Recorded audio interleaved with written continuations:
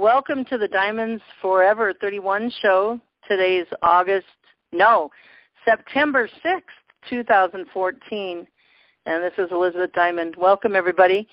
Today we're going to talk about all the world changes, catch up, where we're at, kind of in a timeline, a thermometer, as you will, so to speak, so we could be encouraged and of all of our changes, spiritual, mental, physical, emotional, of the world, the economy, and everything. And preparing mostly preparation for us for these energies coming in. And I know it's a struggle. Seems like a struggle. But we're going through those changes. We're making it. We're making it. So if you want to listen to the recorded show right after we're done with the show, that number you can dial by phone, or the link will be on iqdcalls.com. Find the Diamonds information. Click on replays. The recorded number is 209-255-1099, and then the PIN number 883267#. The reference number today is 163#. That's 163#. Another encouraging call, if you want to listen to 2 weeks ago, is 162#. Okay, and don't forget the Diamonds blog, Diamonds with an S Forever 31.blogspot.com. And for all your catching up of the world changes. That's Diamonds with an S Forever 31.blogspot.com. And there's a donate button on the Diamonds spot on the right-hand side. Please, if you're growing from this, consider to helping me out, continue this. And what else? If you want to email me, Diamonds with an S Forever 31@yahoo.com, or you can call 612-715-8314. We got some awesome shows coming up, you guys. Again, we're welcoming Julian's girlfriend, Crystal, which she's going to have lots of things. That's going to be next weekend. And we'll be talking about keep preparation for these energies that are coming heavier than before these next 3 months. Chris will be next week, and then let's see, we'll go down to Franco Di Nicolo. He'll be here September 27th, and I'm really excited to announce a duo. Oh, and Antonio Hagens on October 11th, a duo called Julian Wells, who does the Palladian update, and Franco Di Nicolo are going to join together, team up on October 25th. They'll be on the Diamonds call. So all those people except for Crystal are on some of the Diamonds calls if you want to listen to some of them.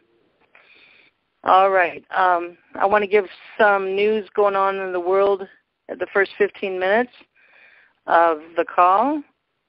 Also, you can find the link on the Diamonds blog right after the call, soon after the call. And all the other calls are on the Diamonds blog, too.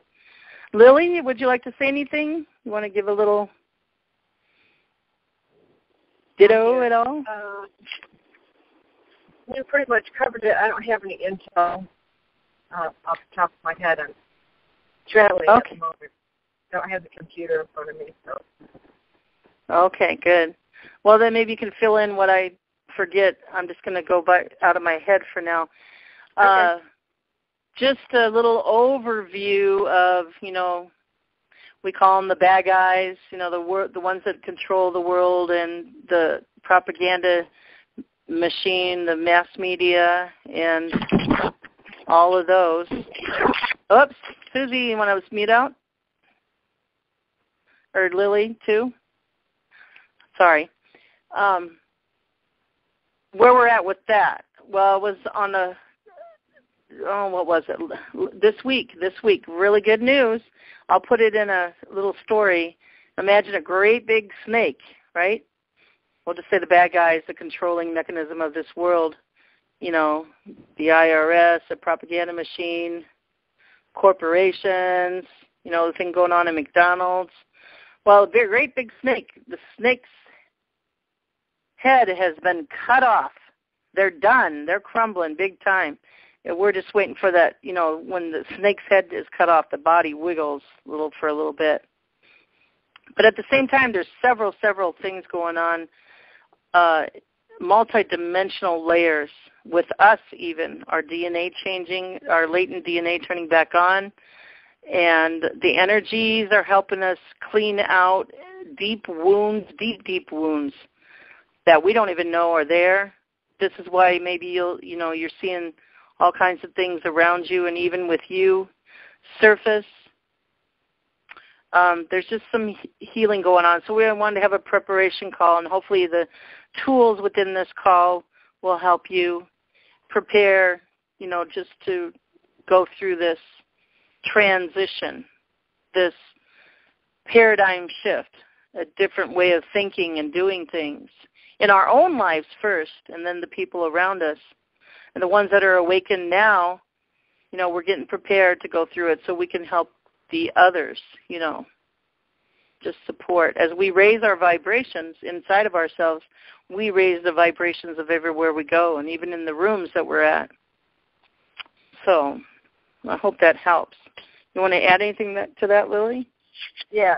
I have a friend that's having a really, really hard time right now, and part of the reason I believe they're having more of a hard time, because he's quite sensitive, is he's resisting it. And so what I'm going to practice is to not resist the changes and the shifts, and notice as we get triggered to remain open to allowance and let the change take place. It'll be a lot smoother, and anytime we can meditate, it's really helpful.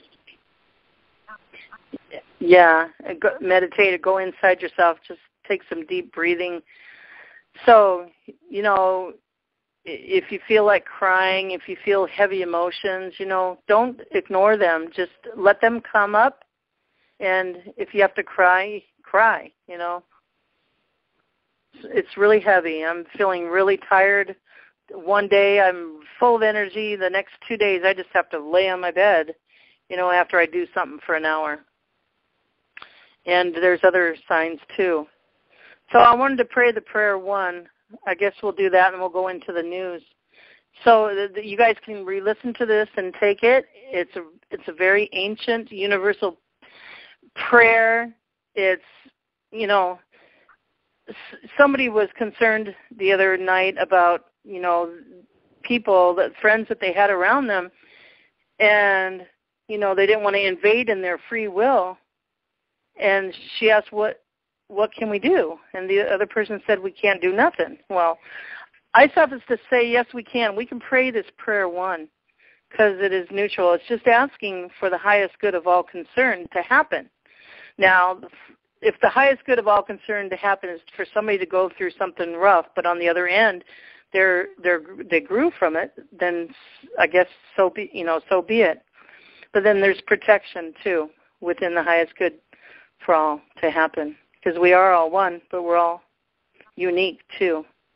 And thus we're all unique in our experiences and how we learn and grow.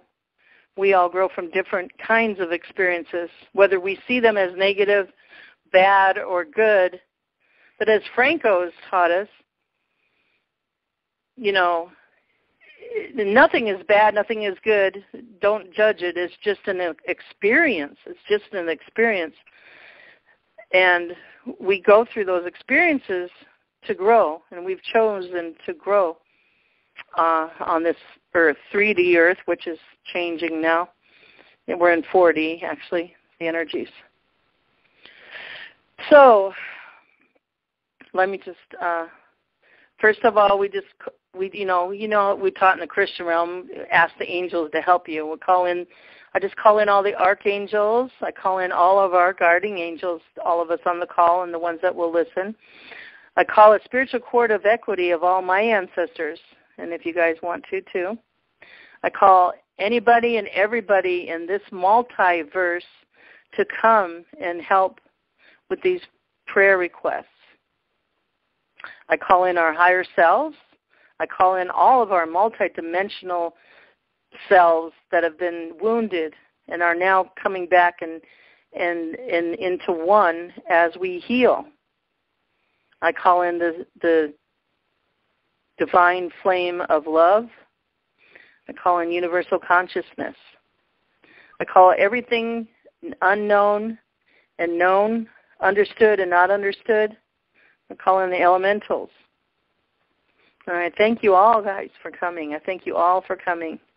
I call in the Palladians that Julian speaks with on that observation ship, because I have a camera on me too. We talked about that in other calls. So welcome, you guys, and all others that can help. Thank you for coming. I just say we are all one, and when one is helped and when one is harmed or compromised, all are harmed or compromised. When one is helped, all are helped. So therefore, in the name of who we are, or who I am, and I am one with all that there is, I ask that only the highest good of all concerned happen. The highest good of all of everybody's concerns in their life, spiritual, mental, physical, emotional, that they have going on now that are listening to this call, via now or the recording. I ask that only the highest good of all concern happen, and with these energies coming in and all the world changes happening for everybody's family and all of you guys. And I ask for that for the whole world of Earth, every living thing, that only the highest good happen. So you always ask for yourself and then for who else that is in the same circumstance. So let me say that again so you can write it down. So, therefore, in the name of who I am, and I am one with all that there is, I ask that only the highest good of all concerned happen, and that for everybody going through the same thing we are on this earth, that only the highest good of all concerned happen. And so it is, and so be it. Now I just say, go, you guys, and do God's perfect will in these petitions. Thank you, thank you, thank you. Anything you want to add, Lily? Does anybody have any questions now before we get started in the news? The room is open, *6.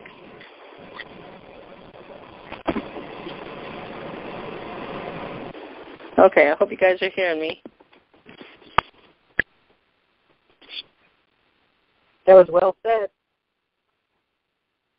Alrighty then. So I want to give a shout-out, thank you to iqdcalls.com, DinarGuruNews.com, and TruthCall.com. Thank you for putting the Diamonds Show information on your sites. I really appreciate it.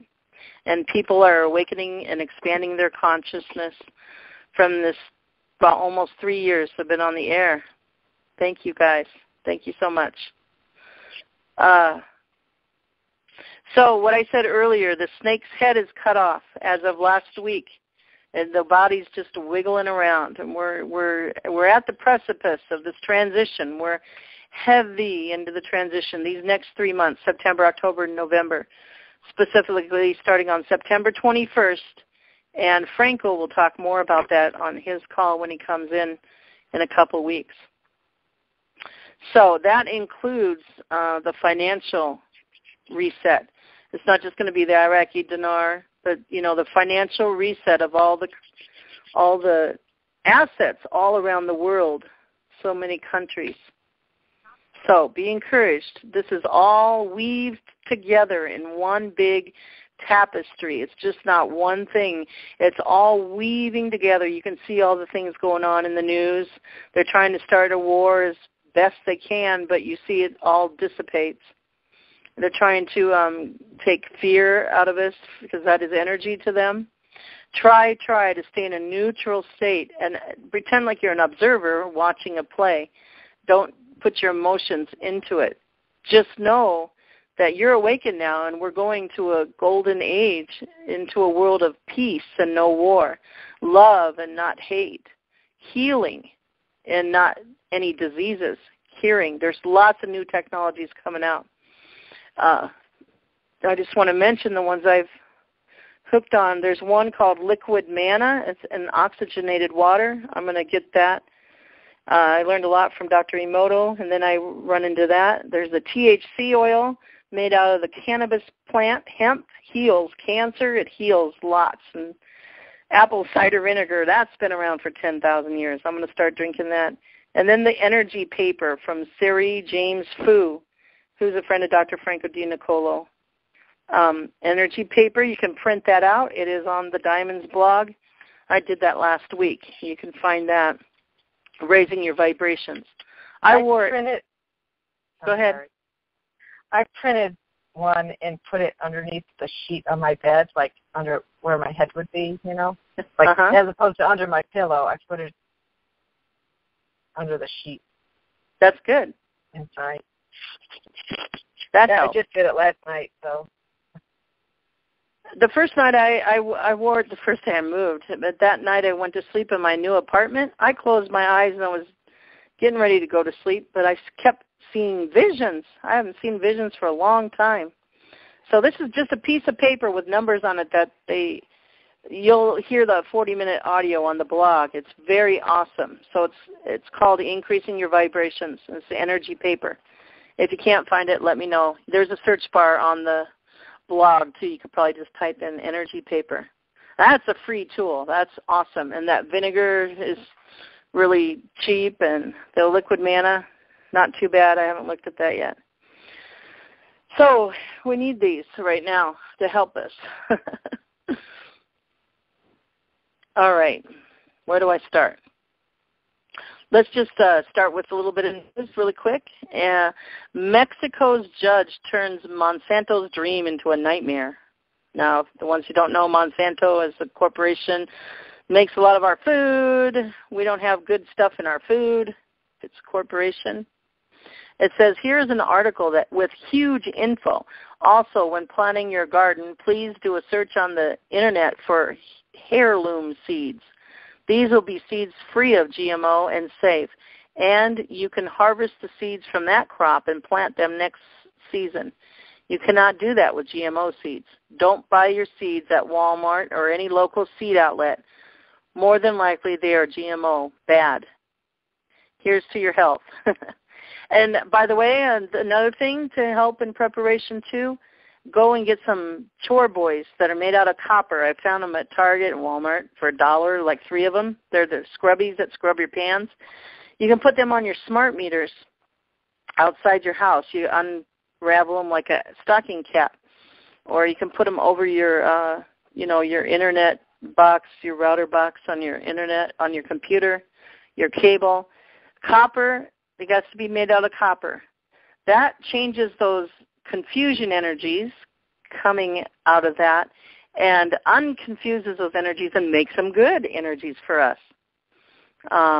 Be sure to not sleep by your cell phone. Turn it completely off at night. Turn off your router at night if you can. And you can even wear one of those copper scrubbies, and boy, you can feel those energies. It's really good because, the phone lines, all this energy stuff, all the light poles, the phone lines, all that is part of their plan was to confuse our vibrations and make us anxious and all that, even watching TV. So those copper scrub boys, use them as a creative tool too. All right, so let's see. Let me just read this. This is pretty short. Mexico's judge turns Monsanto's dream into a nightmare, September 4th. Last year, I was told that Monsanto's Bill Gates and Carlos Slim went to Mexico with $20 million in hand to bribe Mexico's lawmakers into allowing Monsanto to bring GMO seeds to Mexico. Then the president of Mexico discovered that a major university in Mexico had been developing a much better way to feed the world with old world seeds, including that would produce up to 13 ears of per stalk. Corn, darn. Normal production is just 2 ears. I have seen the pictures of this super corn having 10 ears on one stalk. DNA tests show that under the right conditions, God created it to produce up to 13 ears of corn.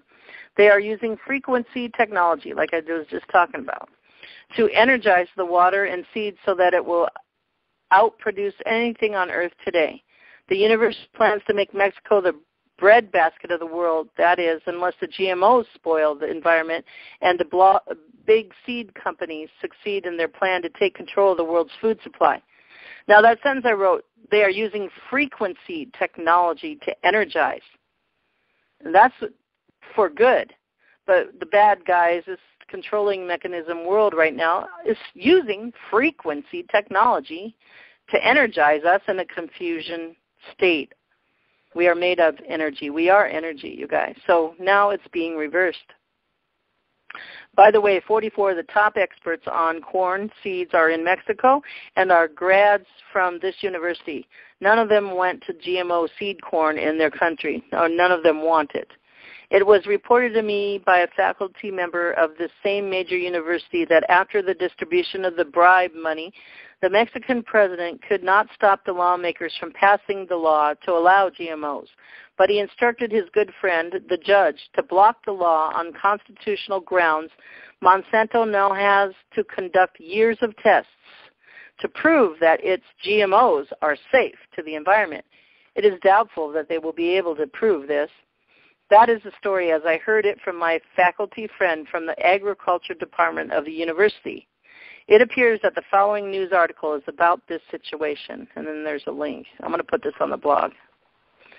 So the latest country to put a spanner in the works is Mexico. This past week, the country's federal court voted to uphold Judge Marroquin Zelita's 2013 ruling to suspend the granting of licenses for GMO field trials sought by Monsanto, Syngenta, Dow, Pioneer DuPont, and Mexico's Semarnet. Those are all corporations. Zelita's ruling was in response to a suit brought by a collective of 53 scientists and 22 civil rights organizations and NGOs. In defending his ruling, Zelita cited the potential risks to the environment posed by GMO corn. If the biotech industry got its way, he argued, more than 7,000 years of indigenous maize cultivation in Mexico would be endangered, with the country's 60 varieties of corn directly threatened by cross-pollination from transgenic strands. Monsanto's response was as swift as it was brutal. Not only did it and its lackeys in the Mexican government appeal Zelita's ruling, it also demanded his removal from the bench on the grounds that he had already stated his opinion on the case before sentencing. However, Monsanto's bullying tactics failed to impress the Mexican judges. On August 15th, the court convened to review Zelita's alleged bias ruled against the U.S. corporation's legal suit. Also spurned by the Mexican courts was the world's third largest GMO seed manufacturer, Syngenta, whose reapplication for a license to run test trials of its maize crops was rejected this week by the federal court. Yay! And our food is very important, right? Here's another one. 5 million farmers sue Monsanto for $7.7 billion. I'll just read the sentence. Launching a lawsuit against the very company that is responsible for a farmer suicide every 30 minutes, 5 million farmers are now suing Monsanto for as much as 6.2 billion euros, around 7.7 billion US dollars. The reason? As with many other cases, such as the ones that led certain farming regions to be known as the suicide belt, Monsanto has been reportedly taxing the farmers to financial shambles with ridiculous royalty charges. This goes back to the farmers' claims, which supposedly led to NESARA, which is, canceling of charge cards, student loans, housing mortgages because of treasonous. Leads to canceling the IRS because it's treasonous. It's ramping up here, you guys. The practice of using renewal seeds dates back to the ancient times, but Monsanto seeks to collect massive royalties and put an end to the practice. Why? Because Monsanto owns the very patent to the genetically modified seed, which, by the way, corn is genetically modified with snake DNA, and is charging the farmers not only for their original crops, but the latter harvest as well. Eventually, the royalties compound, and many farmers begin to struggle with even keeping their farm afloat. And this is what's led to the farm claims, you guys, if you heard about that. It is for this reason that India slammed Monsanto with groundbreaking biopiracy changes in an effort to stop Monsanto from patenting life. Okay, here's a couple more headlines. Oregon counties ban GMO crops. Oregon aims to be the first state to map GMO fields. GMO bans worldwide and several other political wins for the people. Very good news, you guys. Okay. What do you think about that, Lily? I think it's fabulous that people are stepping up. In Europe, they don't tolerate chemicals even in their cosmetics like America allows. Absolutely. Really good news. I'm waiting for my computer. I don't know why it's being slow. It kind of scares me what you said about corn GMO, how the snake, they modified it with snake cells. I added that in there. Reptilian? I mean.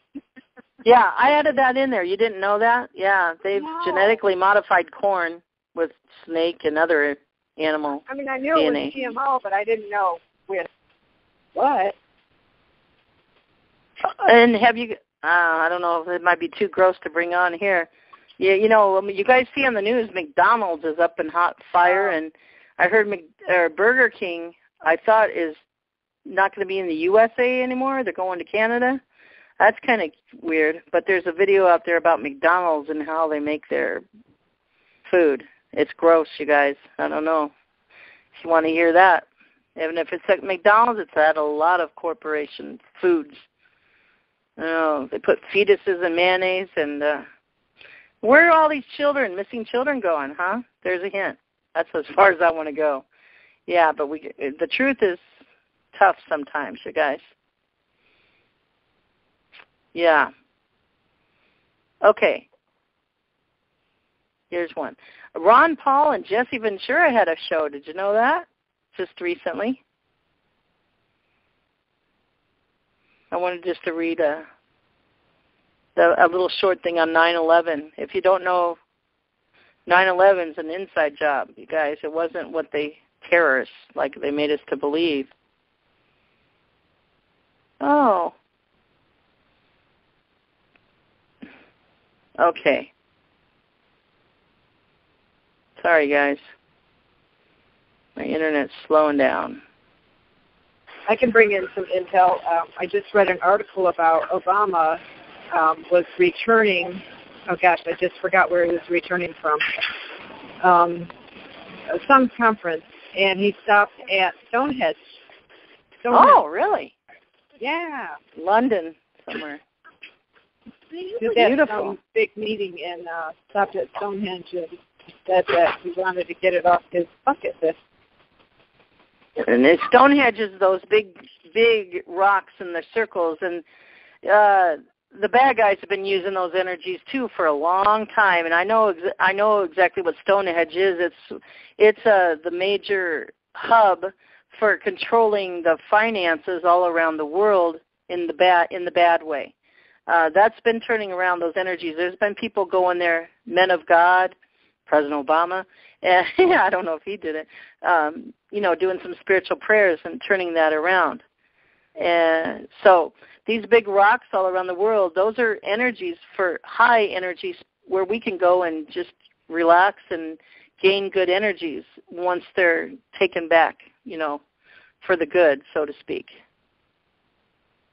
There's a Hylas, I think they call them. Okay, updated September 2nd, 2014 by Ron Paul, exposing the truth of the 9/11 report. When the report, Joint Inquiry into the Intelligence community activities before and after the terrorist attacks of September 2001 was published, 28 of it, this is by Ron Paul, you guys, retired from Congress, Senate, right? 28 of its pages were deemed classified by then President George W. Bush, who stood firm that the information within these pages needed to remain shielded from the public as a matter of national security. In the nearly 13 years since the horrific events of 9/11, the number of people concerned about the truth behind 9/11 has grown steadily. President Barack Obama has said he would declassify the information about 9/11. But just as he has not upheld his promise, and maybe he will though, right? That was me adding that. But just as he has not upheld his promise to close the prison camp at Guantanamo Bay, Obama has not been a man of his word on this issue. Well, maybe it's just not the right timing yet. We'll wait and see. What we have been able to gather from the public portions of the report, as well as from public comments made by former Senator and Chairman of the Senate Intelligence Committee, Bob Graham, is that these classified documents have something to do with the extent of our government's relationship with Saudi Arabia and the source of funds that supported the events leading up to the Twin Towers and Building 7 falling on 9/11. Yeah, it tells the truth, I bet, how they snuck it. And then he puts questions. Share your thoughts in the comments below. What is your understanding of our government's relationship with Saudi Arabia? Number 2, how do you think the leadership in Saudi Arabia feels about our military intervention in the Middle East? And number 3, do you believe the American public deserves to know the truth hidden in the 28 classified pages of the 9/11 report? I say yes. Let's declassify them. No wonder they don't want to declassify them. And here's one more story, and then we're going to go into some preparation here. I got a bin full for the report. I haven't read. Have you read that, Lily? No, I haven't. Yeah. No, I'm still thinking about the GMO stuff, how they do the seeds, and part of it is the plant. The plant's reproductive system is like terminated, so it only lives for a year. It doesn't produce seeds. Okay, so then we consume it. You're breaking up a little bit. Are you on speaker? No, I'm on a headset, like it's a headset. Okay, start again. Okay, I was saying about the GMO that they inject the seed with a bacteria and a virus. And I don't know what that does to the seed, but it alters it. And I believe that, so the seed grows into a plant, and it's a stronger plant because they're toughening the plant to be tolerant. However, it doesn't produce any young. In other words, it kills the reproductive system of the plant. So the plant doesn't create seeds. That's why after a year it dies and they got to replace the seeds. That's how they got the people on the hook to keep needing their seeds, and they have to keep charging them. They have to buy them every year. And when we consume them, okay, so if we become part of everything, you are what you eat. When we consume them, it really, I believe, that the idea was to affect our reproductive system. Absolutely. Over a period of time, because it'll damage. Think about a young baby all the way up into a teenager, into an adult. It's got to affect something when you mess with Mother Nature, and you're messing with, I just don't think any good is going to come of it. Anyway, that's my take, my 2 cents. Right. There might be somebody on the call that has more, finite, specific, scientific information to back that up, but that was kind of my understanding. Thank you for that. Let's just ask really quick. Anybody have any comments thus far? Questions? Concerns? *6. Anyway, it's all coming to a head. The head of the Sphinx chopped off. And we're in heavy in transition. We are. By the end of this year, the very end of this year, and Franco Di Nicole will talk more about it coming up, the end of next year, the beginning of this year, we're going to be in fifth dimension. And to be in fifth dimension, we all need to be healed, cleaned out. Our inside wounds that have been wounded in us since childhood and maybe other lives by our families as children and grown-ups and everything like that. And at the same time now, we're going to see more and more crappy things coming out, exposure, and at the same time we're going to see, good technology coming out, healing technology, and it's just a whole soup of things, multidimensional stuff. There's so many things to talk about. And one more thing for the news, crop circle update. Horseshoe, sign of good luck. Horseshoe symbolizing good fortune. Hoeven, Holland, reported the 3rd of September. Hoeven, Holland. Crop maize full grown. Robert photos. Okay, and then there's photos. That horseshoe is complete with let me just skip over. There's a story report by Nancy Tolbert. On Saturday night, August 30th, Robert V.D. Brokey and I were on Skype. Just after midnight, he suddenly said, I think another crop circle's coming in maize. I see it in my head. I asked him to draw what he saw, more now as a matter of routine than because I have much doubt he could be mistaken. As he noted on his drawing, it was just 6 a.m., August 31st in Holland. He drew a horseshoe. On the night of September 2nd and 3rd, Roy was at Robert's apartment. The restless feeling Robert always gets before new circles appear had been building up when sometime close to midnight he saw the same horseshoe shape in his mind's eye, this time made out of lights, followed by the flash of a light ball over a field as the crop circle actually formed. He also saw the exact field where the new formation would be. Shortly after midnight, September 3rd, Roy drove Robert to the field, and as they arrived, Robert saw what he describes as a pulsating tunnel in the sky over the field. So he knew exactly where to go. This formation is fairly deep into the field, and since it had been raining for days and the maize is full grown now, both men got soaked. Okay, the farmers here are both about 6 feet tall. They're showing them standing in the horseshoe-shaped crop circle against the corn that's not taken down. The farmers here are both about 6 feet tall, so you can see the height of the plants.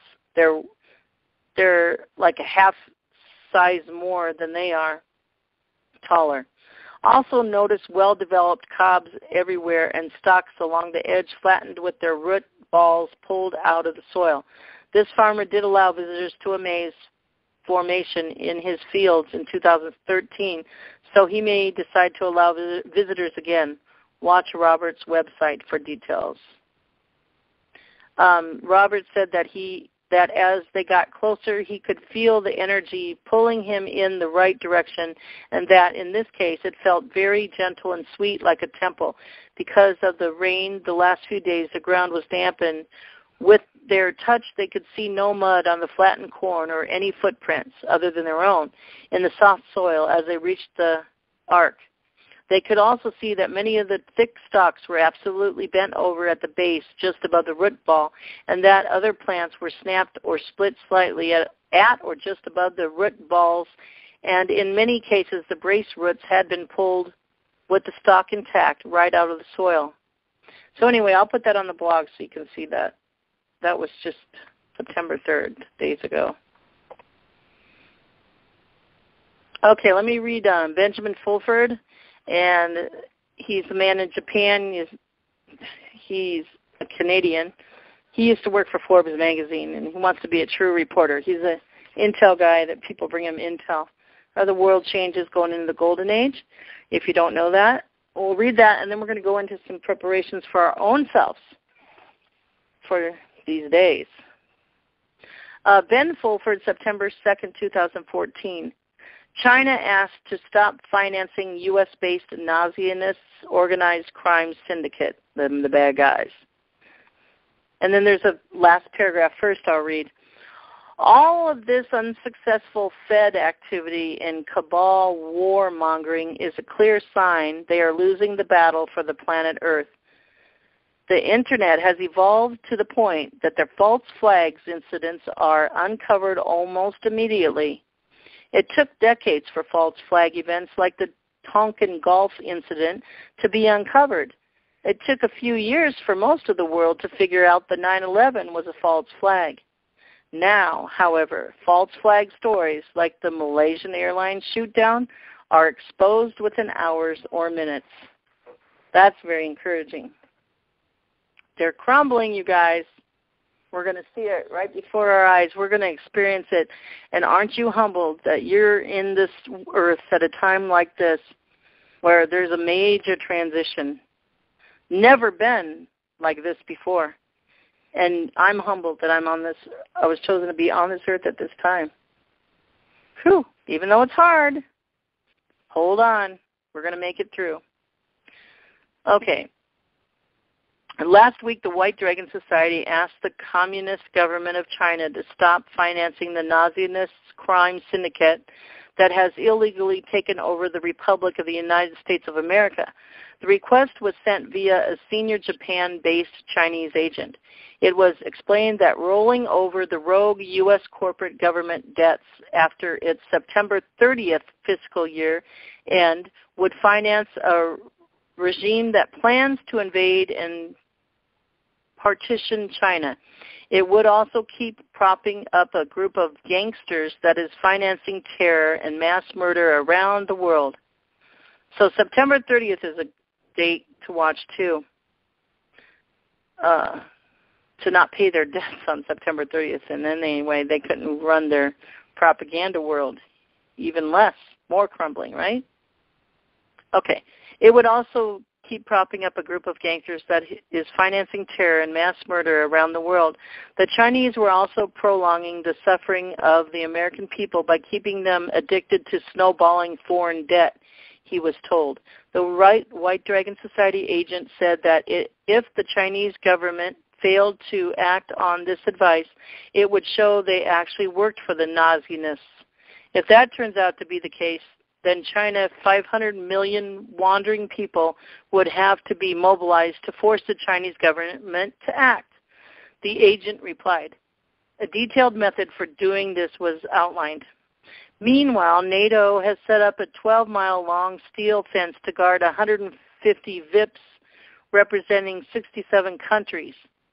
NATO only has 28 countries in it, for a big military love fest in Wales, England, this week. As the event gears up, U.S. rogue regime, politicians, and military lobbyists are using their manufactured Ukraine crisis as an excuse to call for Europe countries to increase their defense, i.e. war, budgets.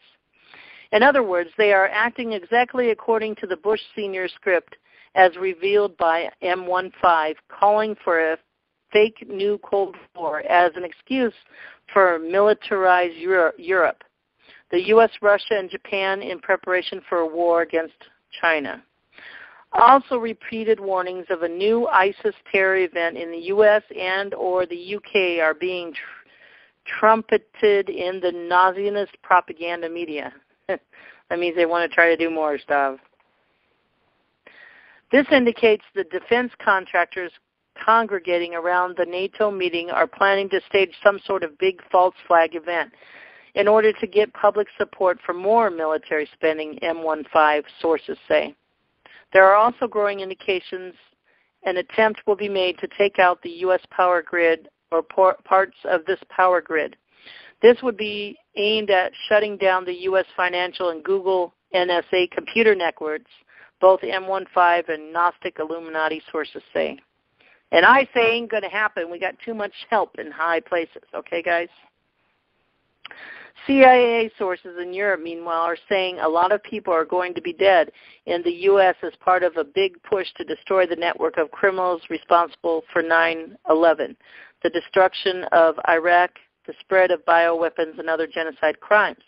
The attempted murder last week of former FBI head Louis Freech was probably part of the campaign the sources said. Frietzsch was deeply involved in the 9/11 mass murder event. Multiple sources agree. And here's something on the Pope now. Pope Francis is also under attack, and P2 Freemason sources are saying there's evidence he is being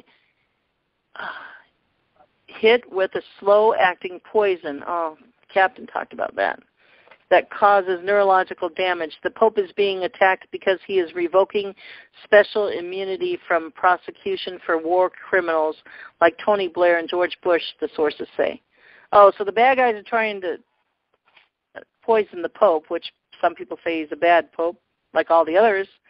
But this Pope is putting in paperwork making all the bad criminals and the corporations and stuff immune, not immunity, being able for them to go through a court and get, said that they're guilty too. The Pope there was a law saying they're all immune of that. But this Pope did something, I forgot what it was called, 5 or 6 months ago, and they're not immune anymore to go to court and be, judged guilty for their crimes. So that's a good thing. There is also a lot of financial warfare taking place both in public and in secret these days. In public, the FBI accused Russia of hacking the financial computer networks of J.P. Morgan and other major U.S. financial institutions. This attack came after many suspicious deaths of executives involved in running J.P. Morgan financial computer. And there's a link. The large U.S. banks are using vast derivatives portfolios backed by nothing to prevent the collapse of the Federal Reserve Board, according to the Chinese government and other sources. There's a clue how close we are. The attacks of J.P. Morgan are part of an effort to shut down these derivatives fraud, they said. Oh, the attacks of J.P. Morgan are part of an effort to shut down these derivatives fraud, they said. Also, in what is probably part of a campaign to remove her, IMF head Christine Lagarde announced she was being investigated by French prosecutors for fraud.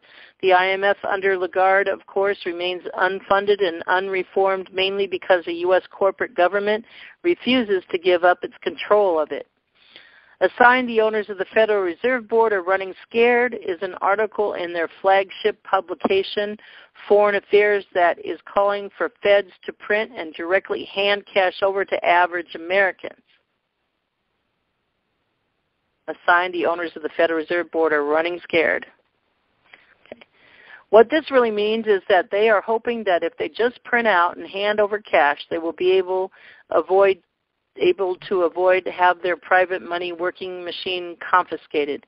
It is like a besieged king opening his treasure room and trying to bribe an invading peasant rabble with it. The problem is the peasants can just take it without asking. The same is true with the Federal Reserve Board. Why should a small inbred group of trillionaires have the right to create money when the U.S. Constitution states clearly that right belongs to the people? Senior Fed agent Henry Kissinger also issued a widely pushed essay last week calling for a new world order and the maintenance of U.S. exceptionalism. The overall tone of the essay made it clear Kissinger was not happy to see this U.S.-ruled order falling apart. Kissinger is one of the generals in the bad guy group. Okay, the feds are also running around Asia trying to find money to keep the fraudulent empire going. CIA sources in Asia reported that Bill Clinton, Richard Armitage, and others were in Indonesia trying to get money. Also in Japan and Korea last week, multiple attempts were being made by Fed agents to use gold-backed historical bonds of astronomical face value to fund the U.S. corporate government. Let me just skip here. And then all of this unsuccessful Fed activity and cabal warmongering is a clear sign they are losing the battle for the planet Earth. The Internet has evolved to the point their false flags cannot, come up immediately or exposed. And I read that at the beginning. Most important of all, the U.S. military is no longer allowing itself to be manipulated into war for the nauseous oligarchs. Remember, the Pentagon refused to bomb Syria and is refusing to attack Russia over the Ukraine. Message to feds: you are not going to get out of the trouble this time by starting another war. And that's the end of it. So little news all around the country. All right. Anything, Lily?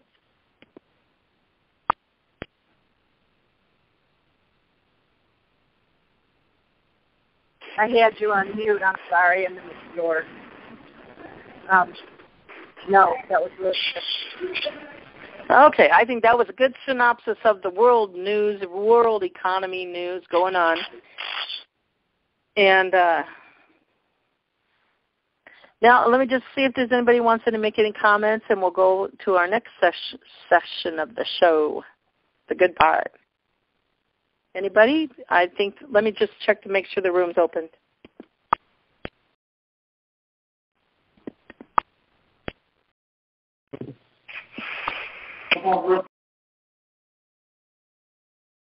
Okay, anybody want to come in at this time? By the way, I'm getting the Diamond shows uploaded to YouTube, so we're going to even have a big worldwide audience. We already do. Just *6 to come on in. Okay. Now, I found this just in time, right? Not by accident. His name is Bill Farber, Farber, on Healing Conversations. And it's a video transmission, energy wave alignment. We're going to get an energy wave alignment, I believe, on this audio. Let me just read this little bit here.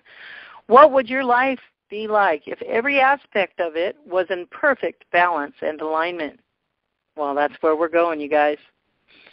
When we live our lives in alignment, the result is a life filled with radiant health, energy, creativity, success, harmony, happiness, and personal power. Isn't it time to live your life in alignment? That's exactly where we're going, you guys. We're in the heavy transition from this oppressive propaganda jail world to radiant health, energy, creativity, success, harmony, happiness, and personal power. But we have to go through this transition. With everything, there's a transition, okay, guys? We're making it. We're making it. Maybe would you like to Alicia? I don't trust her. Huh? I don't trust you. Okay.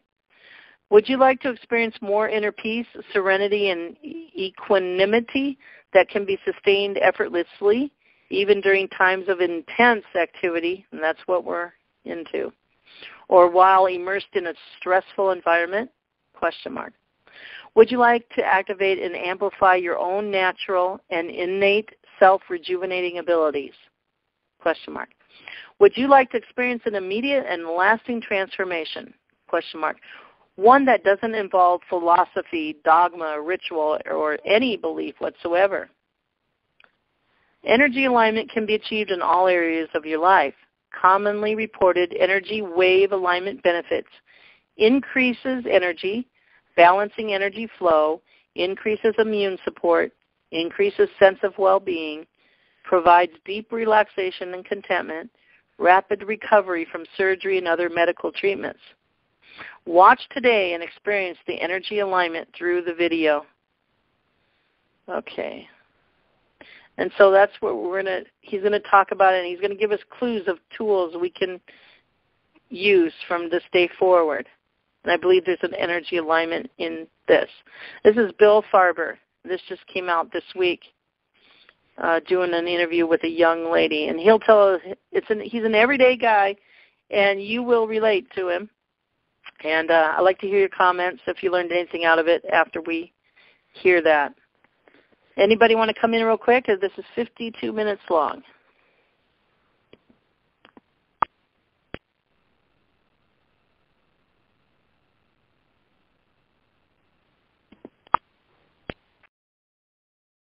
Okay, I'm going to mute the room. So in case somebody comes in, they won't be unmuted. Here we go, you guys. Let me start it up.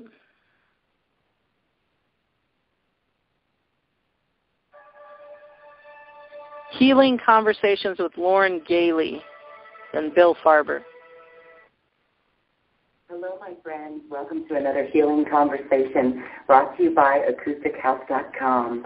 I'm Lauren Gailey, and I'm here with Bill Farber. So glad to see you today. Thank you. I'm really glad to see you. Bill Farber is working with the energy waves that are available on our planet. You transformed your own life by going within and meditating. We're going to learn more about that episode. Okay, can you guys hear that okay? I got to get this phone set up so it doesn't fall over. Lily, can you hear that? I got everybody else muted. Here's that. Yes, I can hear it. Was it loud enough? Yes. Okay, let me just do one more. It's in the background, but that's normal for to play something. Okay, let me just do one more sound check. Hold on and let me know. Okay. And also experience an energy wave alignment and learn more about what that is. So this transformational time that you spent in your life, it was in the 70s. Okay, can you hear that? Yes, I can hear it. Loud enough? Mm-hmm. Okay, here we go. And as with lots of healers and energy workers, it began with meditation. For me, it did. What was going on in your life at the time that required this shift? Well, I had just graduated college in 1970, and I think we'd all, if any of you are old enough to be around in those days, they were kind of tumultuous times.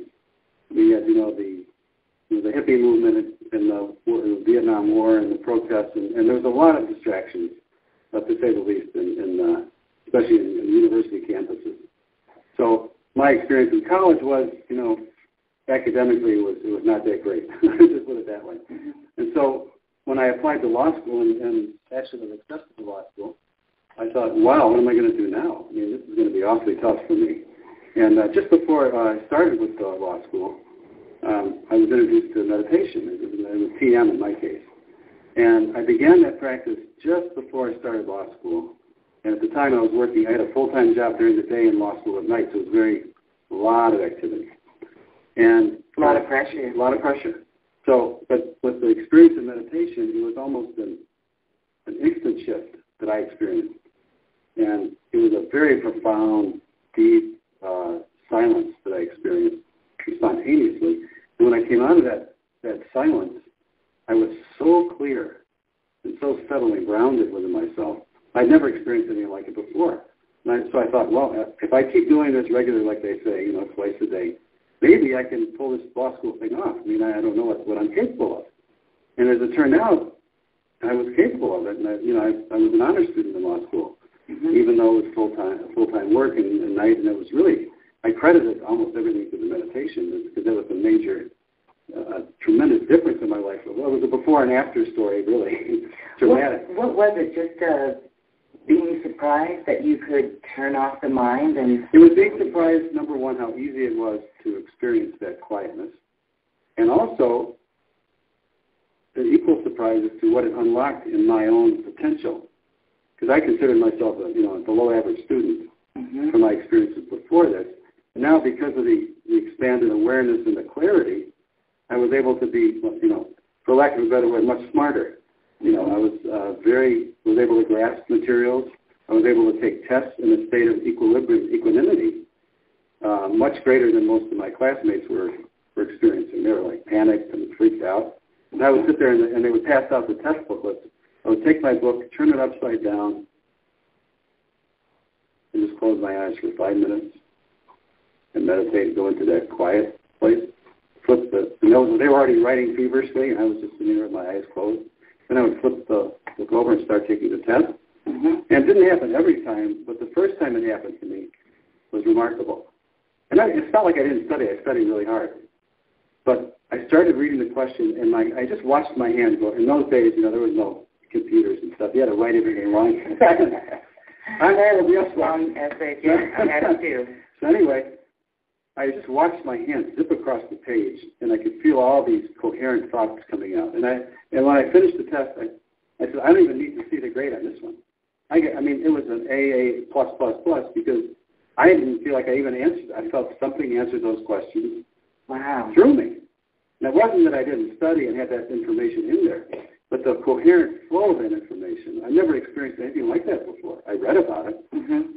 So that was very inspiring to me. That was like early on in my law school. So I was very determined to continue the meditation, which I did. Today they would call that in your alpha brain waves. Yeah, it could be. Mm-hmm. Right. In those days, we really didn't measure that. It was just that experientially, I would say that's correct. Mm-hmm. It's in a state of quiet, alert, but quiet. And your higher self coming in and... Well, you're tapping into that universal awareness. At the same time, you're focusing your individual awareness. Super mind. Yeah. Super conscious. Yeah. And it could be applied to anything, even something mundane like it was actually the torts class. Mm-hmm. It could be something applied to anything mundane like that. It doesn't have to be some lofty spiritual thought process or pursuit. Mm-hmm. It could be just very mundane. That's what it's about for me, and even what I do now with the energy transmissions. It's just how to make the day-to-day life more in alignment and more effective and more coherent and more connected to that, you could say, the higher part of ourselves spontaneously. Mm-hmm.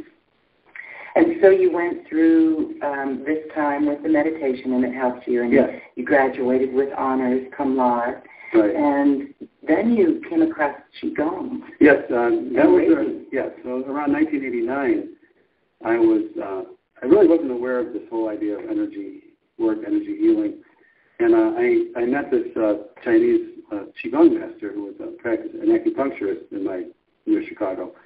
And I took some training with him, and I was amazed to see what he was doing. He could just use his hands and his projection ability, and he could, do all kinds of physical healings with people, and amazing. And so I took some training with him, and he told me, the first time he worked with me, he jumped back and he goes, huh? He said, your energy's like mine, but it's locked in, it's stuck, and it's not flowing. Wow. So he says, we have to figure out how to get that energy flowing, and you could do some really great things with it. Mm-hmm. So I took some more training with him, and then I went and took some training with Reiki, and that really opened me up way beyond what I expected. Kind of like the meditation. It's like, what? What is this now? And people reported after my initial training that a lot of interesting things were coming through me that didn't feel like the traditional, typical Reiki treatment. And so I taught lots of people over the years and did a lot of classes and did lots and lots of sessions on people, and it was just really rewarding.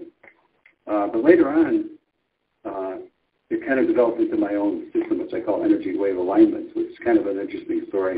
I don't know if we have time for that story.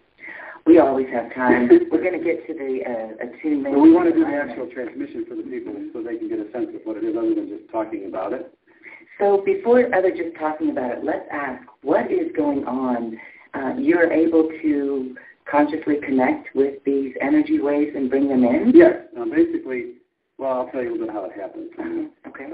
I was invited to do a weekend workshop in California with some friends to participate in their workshop and be the energy guy, quote unquote.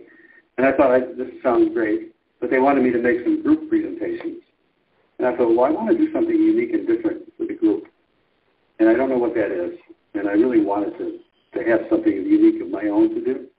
So I basically sat down in my backyard, and it was a really nice day, and I just started writing.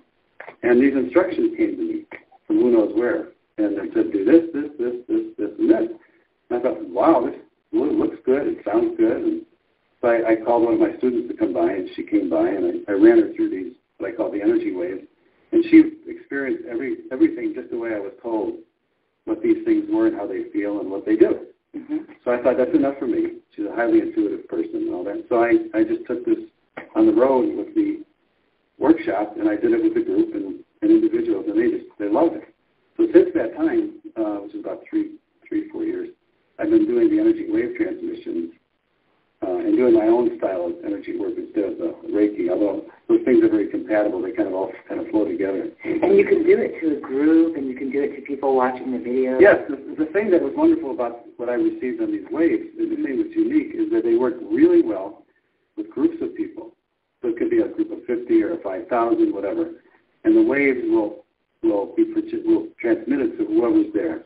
They also work extremely well long distance, either on Skype, which I do a lot of Skype all over the world now, or situations like this, interviews, either on the telesummit type scenario or this video, which is this is my first video.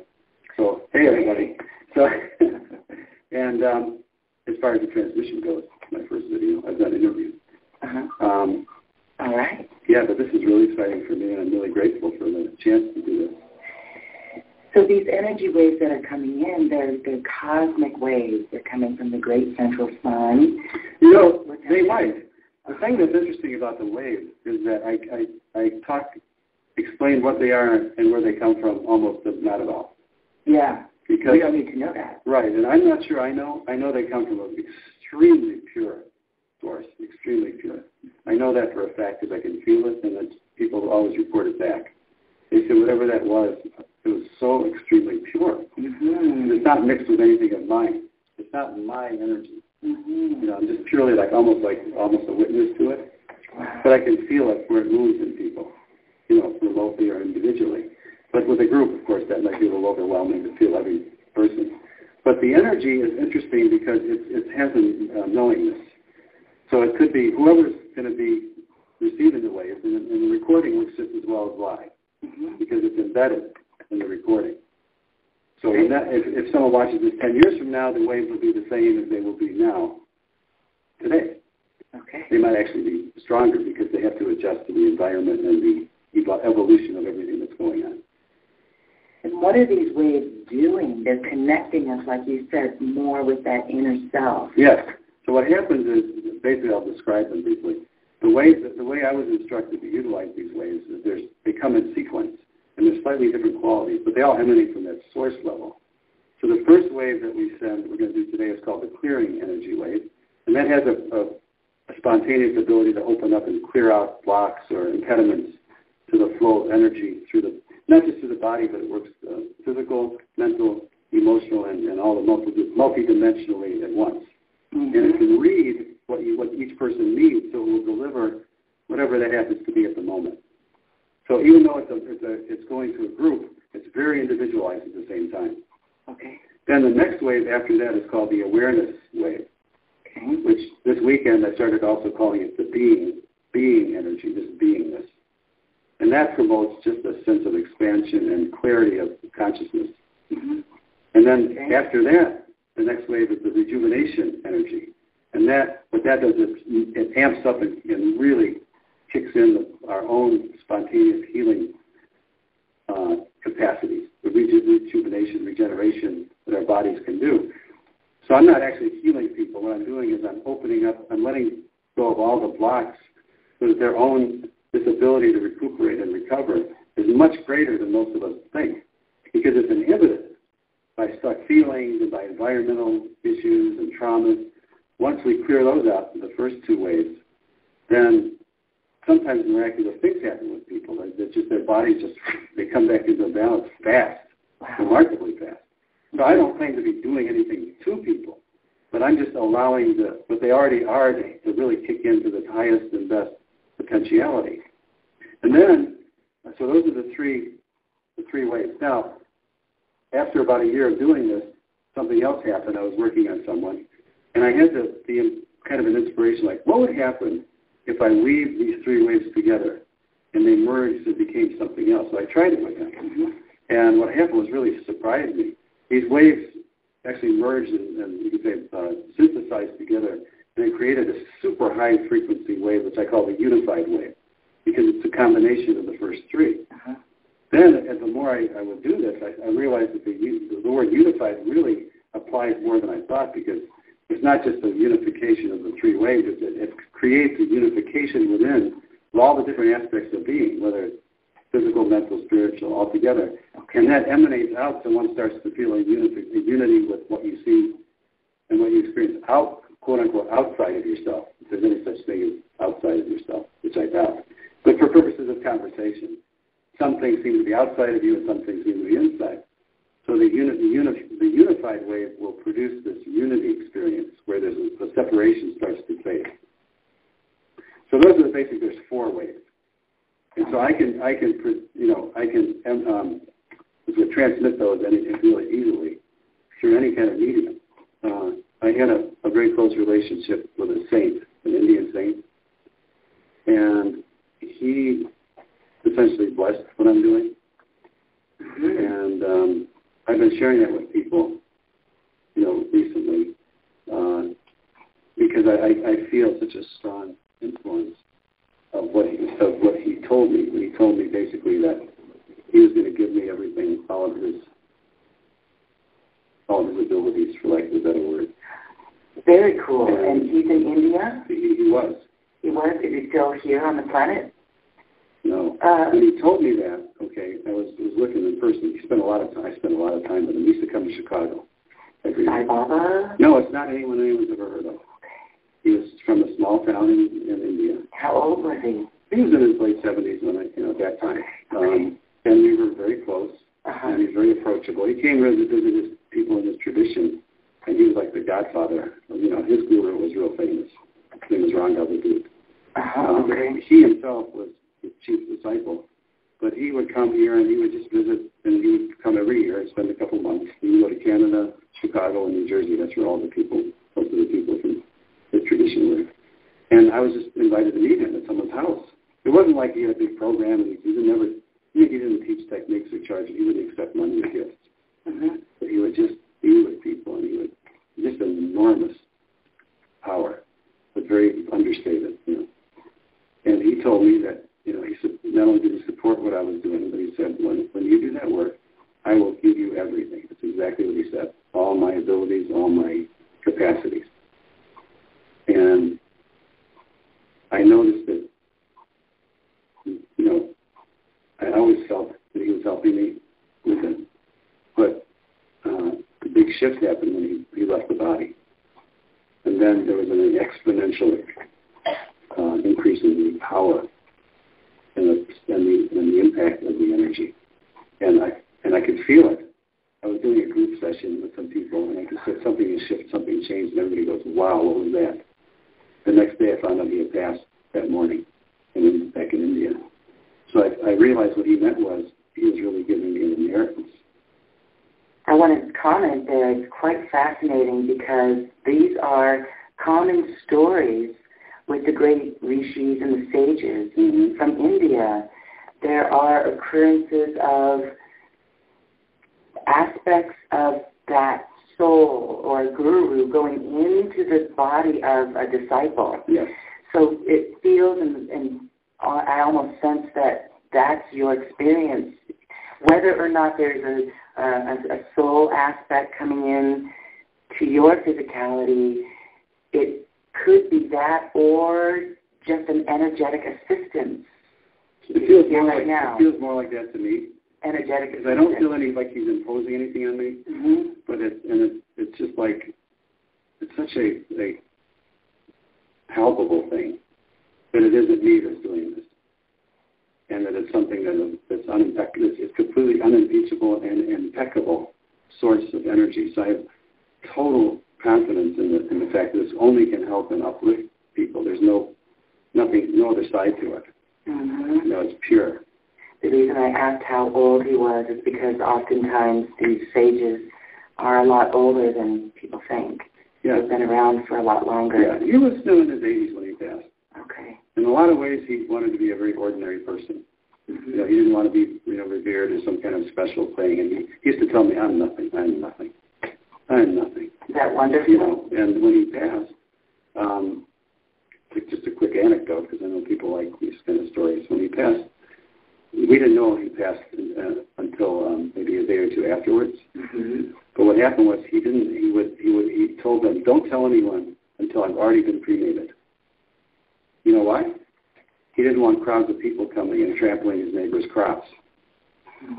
So he left specific instructions. As soon as you know I'm dead, take me out, wash me up, do all the ritual stuff, and get it done, cremation, spread the ashes, and then you can tell people I'm gone. and he had it videotaped, and he emailed it to all of us.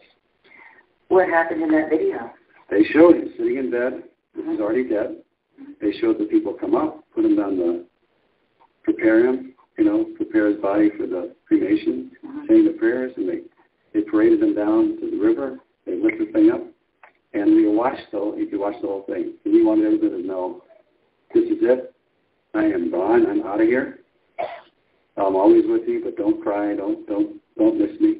And it was just like zero attachment to the body. Zero. That's what's necessary for ascension. But he was so far beyond whatever we think. Mm-hmm. But very ordinary. You could sit with him in a very relaxed way. Not, didn't say, worship me and stuff like that. But I can feel vividly, especially, yes, now. And coming through every transmission. Every single one. It's because in fact, I'm not even doing these things, honestly.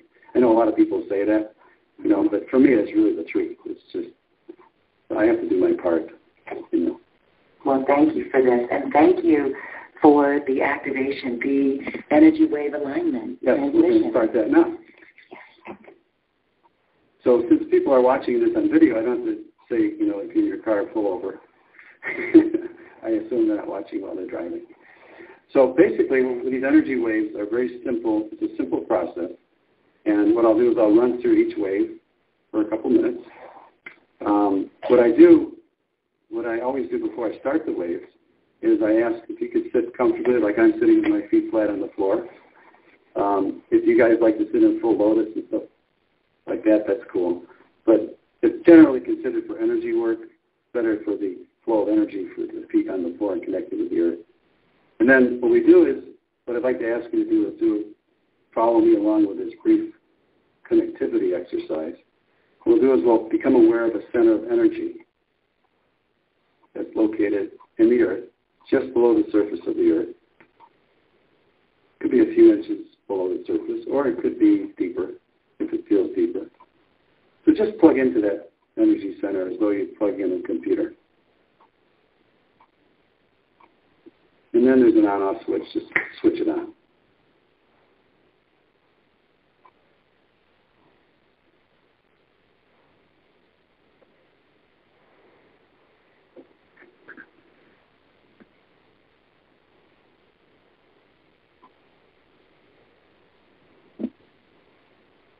Very good. And there's another center of energy located above the head. It could be a few inches above, or it could be much higher if it feels higher for you. So go ahead and plug into that center and switch that on.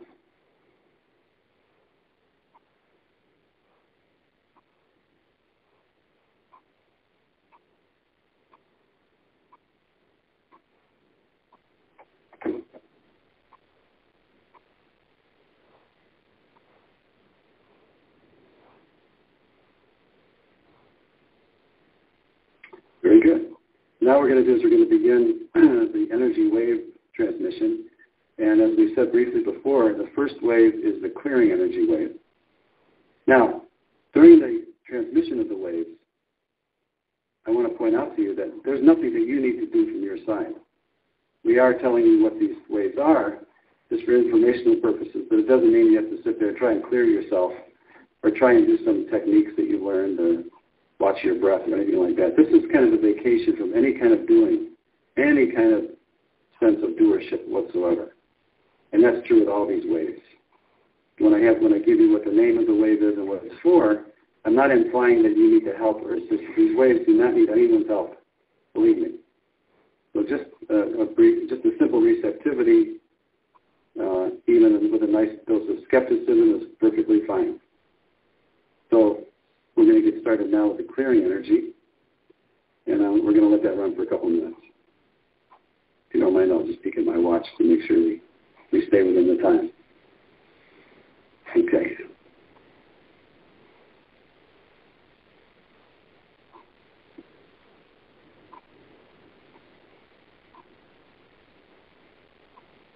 Feel free to close your eyes or leave them open, whatever you like. It may not be that interesting to look at me with my eyes closed for 5 minutes, but if you want to, go ahead.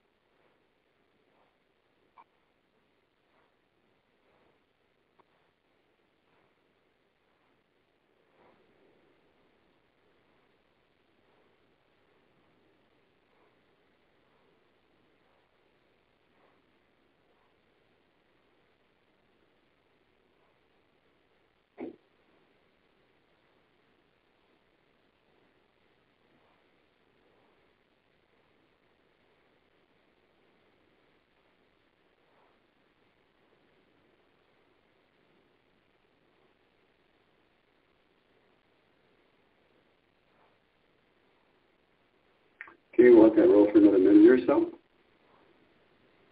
During these wave transmissions, if you have any strong feelings, maybe emotions coming up, or either that or physical sensations, or maybe certain insistent thoughts, there's no reason to resist any of these things. It's best to have a welcoming attitude and just let them come up as they will. The waves themselves have a very powerful inherent ability to just help these things let go on their own.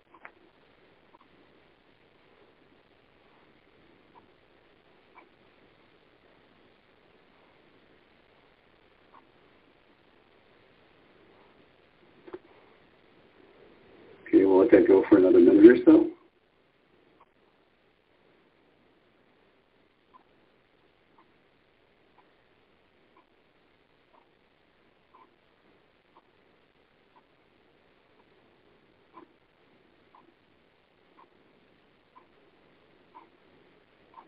And then we'll let that wave recede.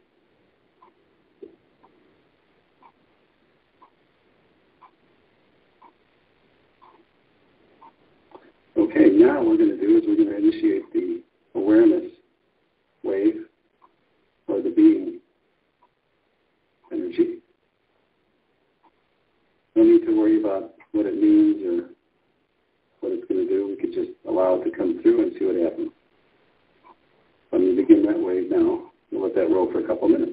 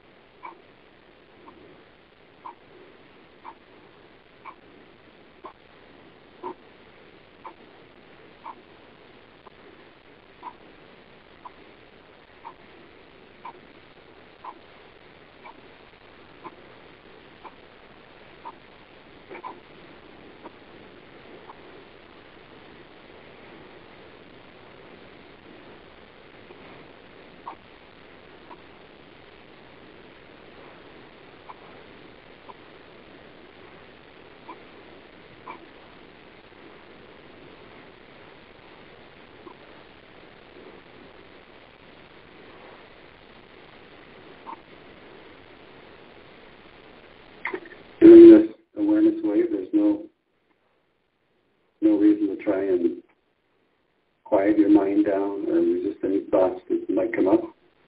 Just let them come and let them go on their own.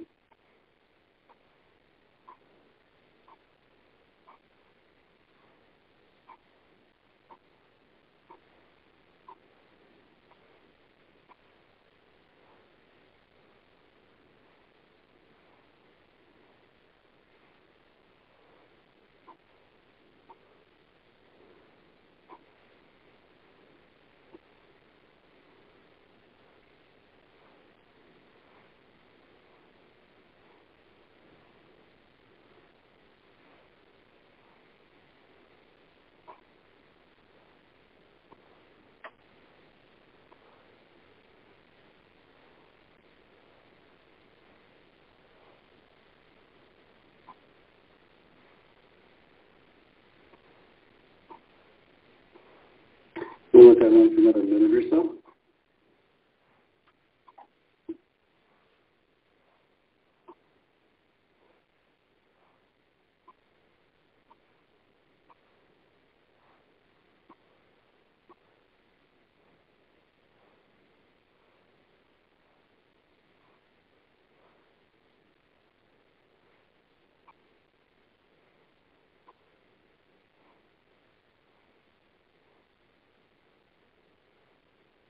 Okay, great.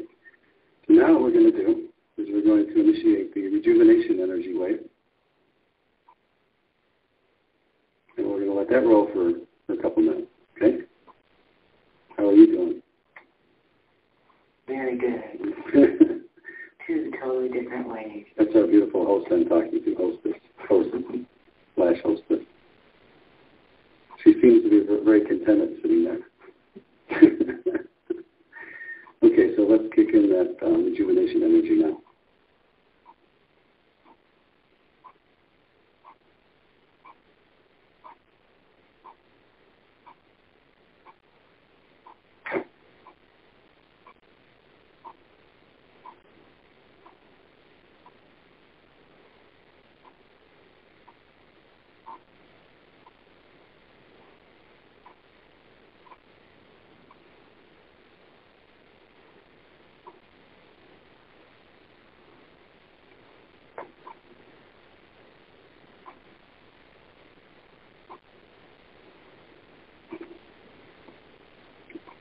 During this wave, if there's any physical sensations you may have, or maybe you have some pain somewhere, or maybe someone told you, gave you some kind of diagnosis, during this brief time, could you let go of wanting to get rid of any of that or resist it?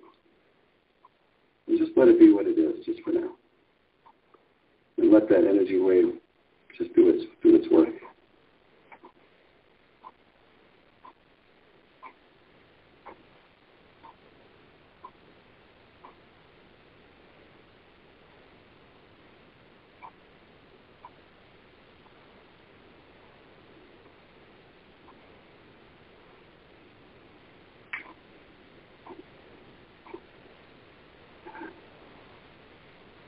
I'm really interested to hear the feedback on this one. There's some powerful stuff going on here. And this energy is coming out through your hands. And when you clench it, it's snapping it out. Yeah, these movements that I do are just spontaneous. There's no particular pattern to them. It's a response to what's going on at the moment.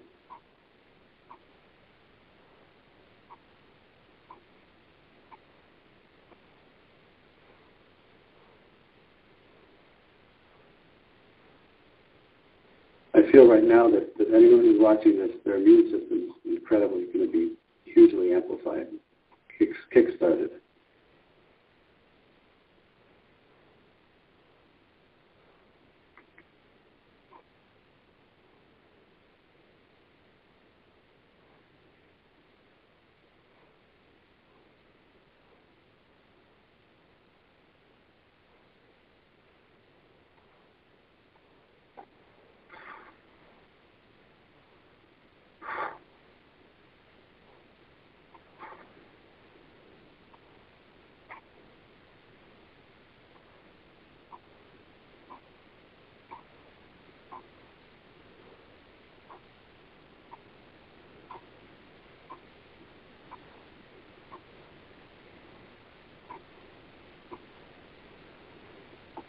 Let this roll for another minute or so.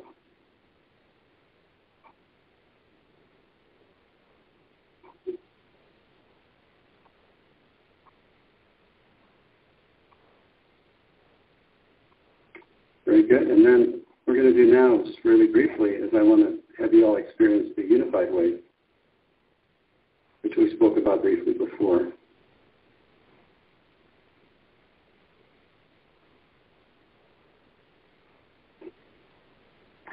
So we'll do is we'll bring in the clearing wave.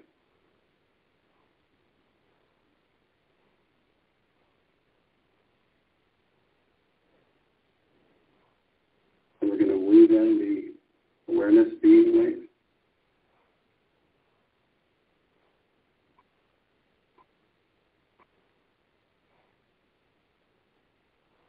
And then we're going to merge in the rejuvenation energy wave. And now we've created a unified wave. And we're going to let that run just for a minute or two.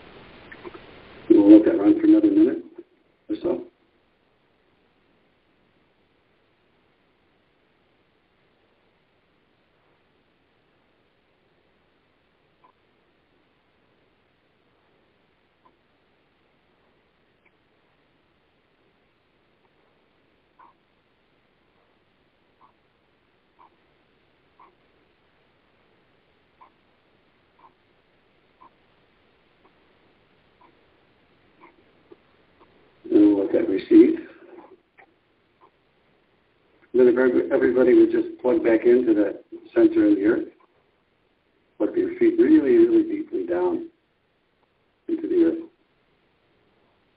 As though you're growing roots, like a tree roots out of your feet.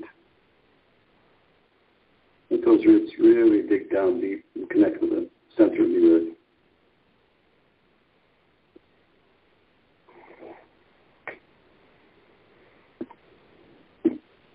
And let that earth energy, that groundedness, just come up through those roots and circulate through the body.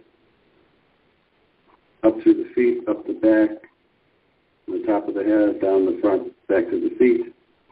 And just like cycle that energy through a few times.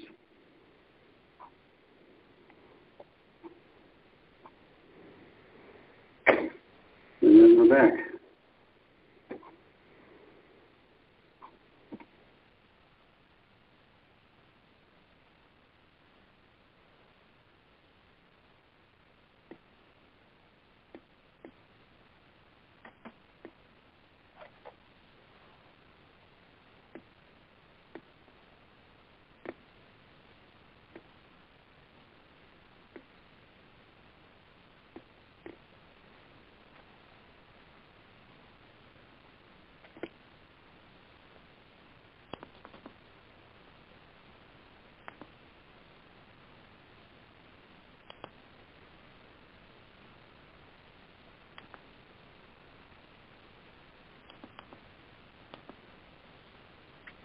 Okay.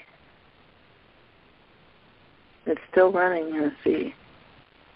Wow. Whew.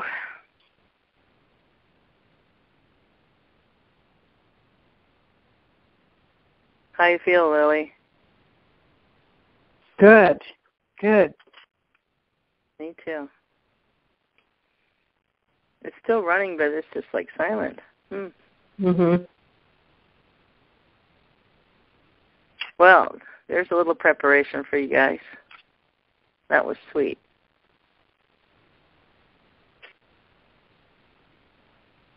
There's out more and more and more each time. Oh. Sorry, how often?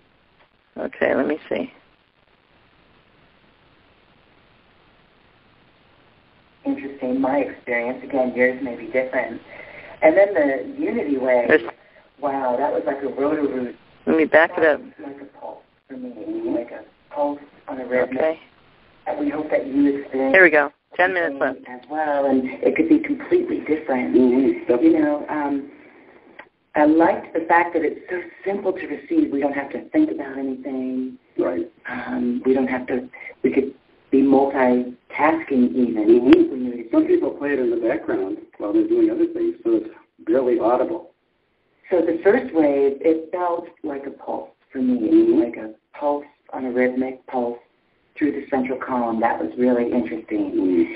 The second one felt like a soft mist, a soft rain that just came down and fell upon me. That's what that felt like. And then the third one felt as if my hands were really energized. I felt it coming in through my hands, and I liked what you said about kickstarting the immune system, and I had felt like it was a resetting, like a computer, just a full-on reset. No worries, no cares. So that's really interesting, my experience. Again, yours may be different. And then the unity wave, wow, that was like a roto-rooter, all coming together, and it shifted and it changed. And two words that come to mind, stability and fortified. Awesome. Yeah. So how often should we do this? Is this something that takes us up to a new octave each time we do it? Basically, what the waves do is they meet us where we are at the time. Okay. So it doesn't matter what quote-unquote level we're at. We could have many people I work with have certain illnesses and they're trying to struggle through that. Mm-hmm. Other people are basically fine, but they want to just expand their consciousness and raise their frequency. So the energy knows you, it knows what you need. So it takes wherever you are and goes up from there. And it raises the frequency and it clears out more and more and more each time. So as far as how often, there's different ways to get the energy waves. One is, I do one-on-one sessions, which they're pretty pretty intense and pretty directly focused on the individual. I also do, I have recordings where one can listen to the recording and the energy will come through each time one listens. And the recordings are similar to what we just did, but they're much more lengthy. For example, the first hour recording is nothing but the clearing energy, 3 or 4 rounds of that. The second recording is nothing but the awareness energy, 3 or 4 really deep dips in and out of that. And then Can you be asleep? You could be. Mm-hmm. The energy will still come. Okay. The third recording is the rejuvenation wave, and that's the whole hour. They're about 40 minutes, 45 minutes each. I just basically, I re-recorded these very recently, less than a month ago. So they're just the super, up to Good audio. up to the Up to date with the newest energies. Yeah, the newest energies. And then the fourth wave is all the unified wave. And you go really deeply into these, and there's nothing you need to do other than listen. There's no techniques that I teach or anything like that. And then the second part of that program, what I call the manifestation trigger. Yeah. And this is interesting because basically we do these waves first, and then there's a process of projecting an intention, say a goal that we have. It could be about health, it could be about finances or abundance, it could be about our own expanding our own potentials, our own consciousness. And what happens is first and I don't want to try and describe it in too much detail, it would take too long. Okay. But basically, to simplify it, we have a specific intention, and then we amplify it with the energy waves. So that the intention, instead of coming from our head, comes from this higher frequency and much more vast potential of consciousness. So we project an intention from that place, which the waves will bring us to that place, and then we let the intention go. And it propagates to the creation. And then the creation will reflect that intention back to us. Mm-hmm. So it's not a shortcut or a substitute for hard work or planning and those kind of things. What it does, it clears obstacles out of the way. Belief systems that hold us back, thought forms. Exactly. Because it bypasses the mind completely. Because the waves bring us some of you may have noticed that there's a spontaneous quieting down of that chatter in the head without you trying to quiet down or without practicing a meditation. I had a gentleman come to see me while I was here in Boulder, and he said, well, I never feel energy, but, you seem like it. Maybe I'll give it a try. Mm-hmm. So I spent maybe 20 minutes with him. And I said, well, what did you think of that? He said, well, when I was younger, I was a Zen meditator. I used to spend 12 hours a day in meditation. That 15 minutes we just did, that was like hour number 8 of my 12-hour meditation. He said, I couldn't believe how fast and how just zipped right in, unexpectedly. So one of the major, one of the major effects, effects of the waves, we don't have, even if we don't feel energy or things like that moving through us, pretty commonly we'll notice a very deep pull to this quiet, like almost irresistible pull to this silence. And in that silence is when the magic happens, because then the body becomes really, the immune system kicks in much more, and there is this ability to replenish and restructure itself kicks in. It's like taking a 12-hour rest in a 5-minute period. Mm-hmm. It's an amplified rest, in a sense. And it's very effortless, as you can see. So as often as we can fit it into the schedule, that's probably good. Soak in the energy waves. Yeah, because what I said before is the energy wave just knows you completely. I don't need to know anything as a person. And it's different for everyone. Right. So because we were doing a group transmission, even though we're just here together, the energy knows there's people who are going to be watching. Mm-hmm. Even if it's later or now, it makes no difference to the energy. Everything's now. If they watch this a year from now, it's going to be now when they watch it, right? Yeah. So in that now, whenever that now is when that energy happens. So thank you for being here, and thank you for sharing that wonderful activation, and thank you for this special offer that's available on this page. Just check it out. That is your audio program that people can use to really amplify themselves as needed. As needed, right. And what I would recommend with that program is at least listen to everything. Not all, it doesn't have to be the same day, but listen to them in the proper sequence. The clearing first, then the awareness, then the rejuvenation, then the unified wave. Don't skip around. And then please, before you do the manifestation trigger, make sure you listen to all those at least once all the way through. Because the manifestation trigger, the power of that depends upon how saturated or how resonated you are with the waves. Otherwise, it's just a visualization process. The thing that makes it powerful is the wave, the familiarity with these wave energies. So after that, after you listen to it once all the way through, then you can listen in any order you want. But it's important to go with that sequence at least maybe the first couple times. Okay. And then maybe do it each week as you see fit. Some people listen to them every day. Some people have them on repeat loop in their offices and are barely audible. But it's important to actually listen to them consciously for at least once or twice. Okay. Just because you'll see, I think you'll understand when you do it. Wonderful. You know, when we think of the heart and how we need to be in the heart center and that the heart is a Taurus, it comes to mind that this is fueling that toroidal activity with these energy waves. If we were to wrap our mind around it, not that we have to. No, you don't have to. That's what comes to mind for me when we try to, think about what's going on here.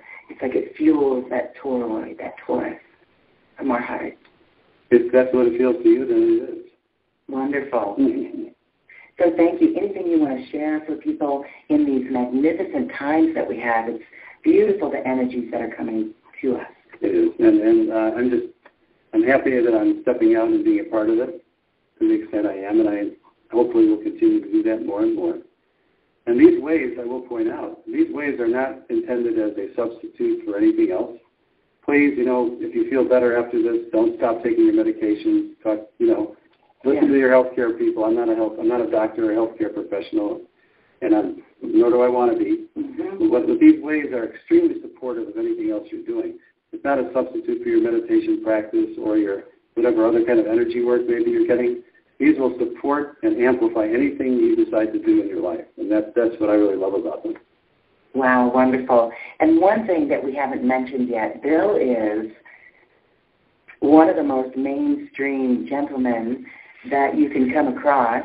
You are in real estate. You have a fun company. You're bridging the two worlds. I have a kind of an ordinary, well, it's an interesting day job. I'm senior counsel to a big title insurance company.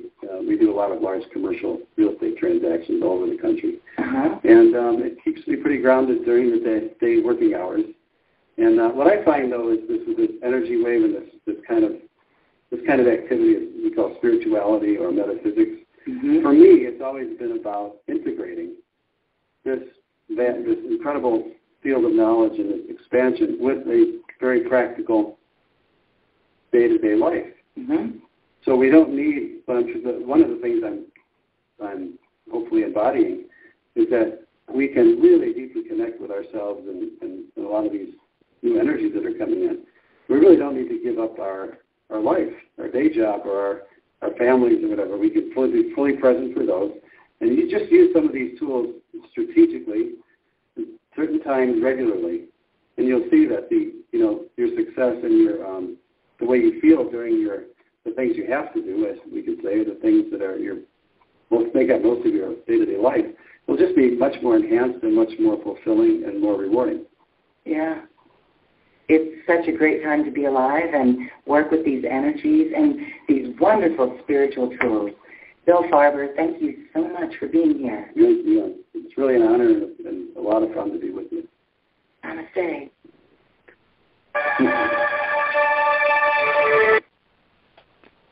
Wow. You guys can call this number and listen to them over and over again. Fast forward. Yes, and it'll prepare us for the energies here and coming stronger. They're pushing for healing in us and for us to be in the now moment. You notice they said now, in the now. And, not think about the past or live in the past or live in the future, but enjoy your now moment, your now experience, wherever you're at. And that can relieve anxiety, stress, Okay, so I hope that helped you guys in some preparation for these energies now and coming more. Lily, are you there? I'm here. Any thoughts? I'm here. I think this is on the blog. Alternative to add to anything else we're doing to help move forward. Yes, and by the way, this is on the blog September 5th. Prepare for the coming energies. It's titled, and that video is there if you want to look at more. The other thing I'd like to say is, because I keep forgetting, is to eat live food, rich in, energy. Foods. Try to eat more live cleaner food. Transition to live food. What would some of those examples be? Well, like, raw, I guess. Raw, your vegetables and stuff like that. Yeah. As opposed to dead food. And I'm going to drink vinegar, apple cider vinegar, 3-4 tablespoons a shot every day. It's supposed to be good for everything. Have you tried it yet? Have you tried it yet? No. But I read it helps heartburn, diabetes, everything. Clear things out of your body, gout, everything. It's even an everyday remedy, for health. Apple a day keeps the doctor away, huh? Apple cider vinegar. It's a fermented part of the apple. It's been around for a time. I have a friend that takes it, and she mixes it with a teaspoon of honey. Yes. And it sort of like cuts the, Yeah, and the article said try to take, the best way is to take it straight up, but if you have to, mix it with a little water and honey. I'm also looking, water is a big theme nowadays. I just have this knowing, our water, all on this planet, is a big healing modality. Just attended a webinar with Dr. Emoto from Japan. He's done water studies. Look, the words hate on one water, love on the other water, looking under the microscope. One was really beautiful, like a snowflake, and the other one with hate, structured, really confusing, structure. And, so there's some things coming out of about that. We'll talk about that. And then the cannabis thing, too, has been so suppressed for hundreds of years. That's another big plant that's very medicinal and used for everything. Everything. I mean, replaced cutting our trees down and plastics. Genes last forever. And even medicinal. Yeah. So let me see how, if anybody wants to bring their comments in, how they experience this, and then we can go further. Let me open the room.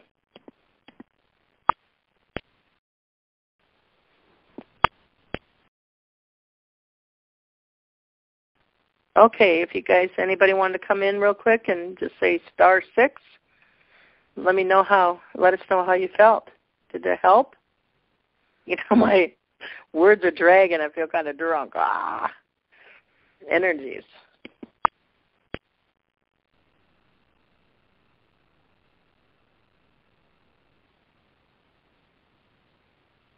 Okay, that's okay. I have one more thing.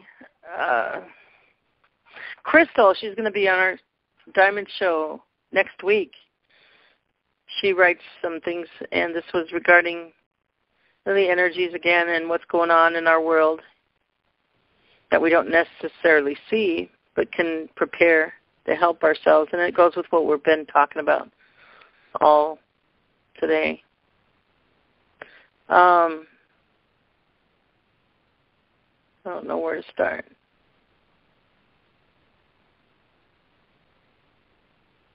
So it's a full lunar moon, September 6th, 7th, and 8th, and then she draws these cards and then describes the cards, what the energies are doing. I thought there was a supermoon coming on the 21st. Oh, is there? Wow, that's a good date, the 21st. That's when Franco said those energies, the energies now, they seem like they're ramped up, but they're really going to ramp up on 21st. Go ahead. Yeah, I believe it's also the equinox. Usually about this time, my pattern is to attempt to shed whatever I can, kind of go through the closet, get rid of decluttering, that type of thing, before the equinox, because it's sort of like it sets the tone for the remainder of the year. Yeah. So. Right. So as I read through these, it'll give us even a bigger picture too, a broader picture of these energies. There's 4 cards. So number 1 is physical atmosphere. The card is called Eight of Cups. Don't let the picture worry you. The card means something extremely positive indeed for this reading.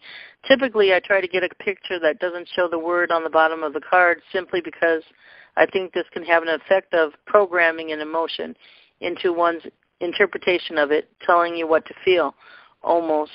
In this case, I do not feel that indolence is quite the best word, as this card simply means letting go in the emotional sense. As we know, the water suit represents the emotions. So to have this card in the physical spot, this is a card that describes our physical, I guess. Physical spot, and Crystal will teach us more about this. Physical spot feels to me like some emotional letting go will not necessarily fly under the radar or happen strictly internally, or it will be actual physical things, places, people we need to let go of that is having an emotional effect. The astrological pattern of this card in Saturn in Pisces. Saturn represents the structure in our lives, and as I have mentioned, is actually the portal through which all earthly limitation and contrast funnels through. Pisces is our deep subconscious, our personal inner world where our broader awareness and imagination are accessed. This card could be interpreted as a raining on the parade or limitation coming in and putting the kibosh on our connection to the non-physical realms within ourselves. Let me just scroll on. But that is a 3D ego interpretation. We now know that the way the ego would look at something like this is not the same as how broader awareness sees it, 5D perspective. And as we are ascending, we are beginning to live our broader awareness and thus navigate challenges from a higher view. Keep in mind, this is not the third card, so this does not reflect where the emotional state, the inner state, will be, but how events will play out around us and through our physical avatars. The archonic vibe, the bad guys, or Saturn's energy taxing, the bad, confusing, anxiety, depression, anger, fear energy, is sometimes lovingly referred to as a reality check. But in this case, it feels more like surrender. I think surrender is a gloriously awesome thing. Me too, huh? Surrender is basically a synonym for releasing of resistance. It's like throwing up your hands and saying, okay, I give up. I'm done trying to fix this. Talking about the bad guy world, right? Over to you, Source. Sort of let go and let God. Sometimes we have to get to this point in order to realize that we never had to fix anything and that the ego mind is literally not even designed to do that. Non-physical has got it covered. And the only thing standing in the way of speedy and beautiful resolution is always ego perception. So continuing Saturn energy is definitely around, but we don't have to interpret. Whoops.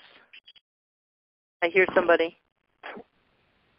So constricting Saturn energy is definitely around, but we don't have to interpret anything as structure wins, imagination doesn't work, because that thought will keep you stuck.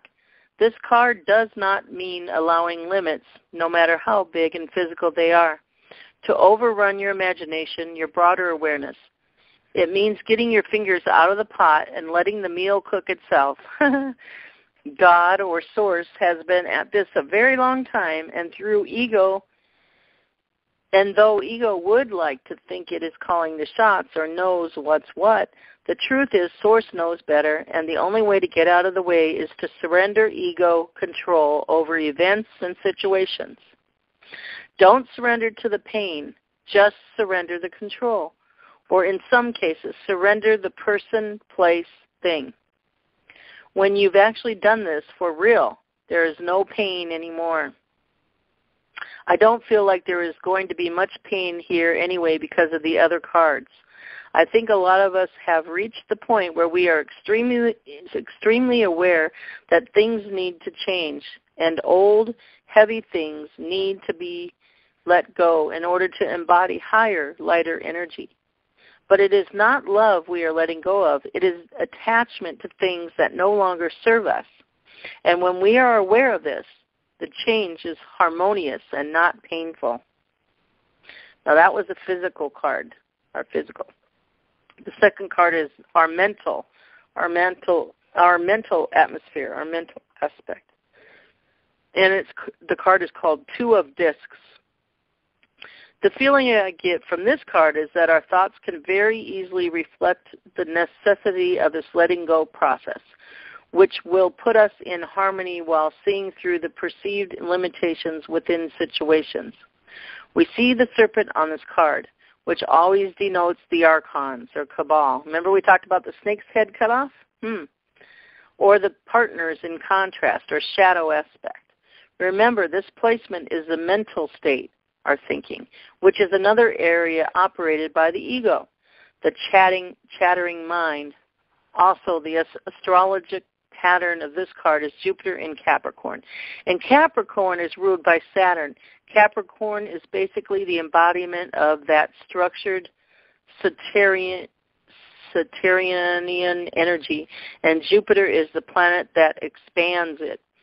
Jupiter, though, is connected to broader awareness, so in this place it does not have judgmental view of Capricorn or the structured Saturn energy. Be an observer of all this exposure of bad guys going on, is what she's saying, I think. This card shows we are paying close attention to the thoughts that we are thinking this weekend and basically finding ways to work with Saturn. We know how fighting against it only creates more, and this is done through the judgments we make on situations. This is a good thing. This is a crappy thing, quote unquote, our thoughts. Thoughts are powerful summoners of energy. You see, the serpent is in a figure 8, representing infinity, and the previous card was an 8. So it is obvious they are directly connected to each other. The archons would like to think their power extends into infinity, but this placement is quite apt because indeed the power only extends as far as our belief in it goes.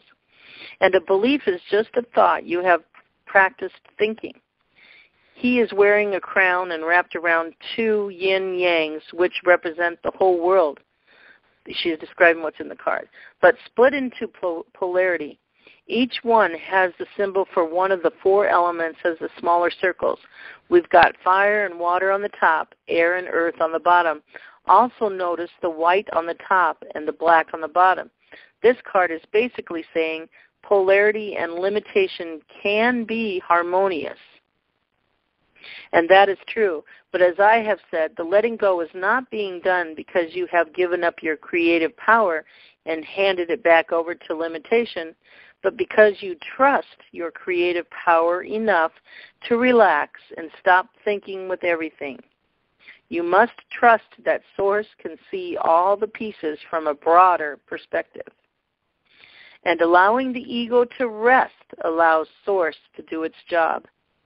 There are several different ways this could play out, but the next card shows clearly where the true power is located. Wow, trust, and don't think so much. That's the meditation we just went through. It took away that thinking so much. Wow. Here's the next card, number 3. Spiritual. It's our spiritual emotional atmosphere. And the card is called 2 of Cups. This one again, doesn't it just make you giddy? It's like 2 fountains of water from one bowl pouring into 2 different chalices, gold chalices. Some of you are new to my readings, but others are aware that this card has been following us around at the new moon 2 weeks ago, which was done when I was still using Western astrology. So it was the new moon in Virgo. It was in the mental atmosphere spot, and at the previous new moon in Western Leo, on July 26th, it was in this third placement. The Ace of Wands showed up in the fourth spot for that Leo new moon, and is significant that it's the extra card this time. More on that later. I feel this means we are seriously integrating the true power and nature of love. The astrological pattern of this card is Venus in Cancer, which sees the expression of love at its most harmonious. Cancer is ruled by the moon, as we have a strong access point to the energy of this card through the aforementioned unresistant thoughts. This card is the key to staying neutral and aware when faced with constriction. This placement, which is the spiritual and emotional energies, is not egoic in nature as the first two placements are.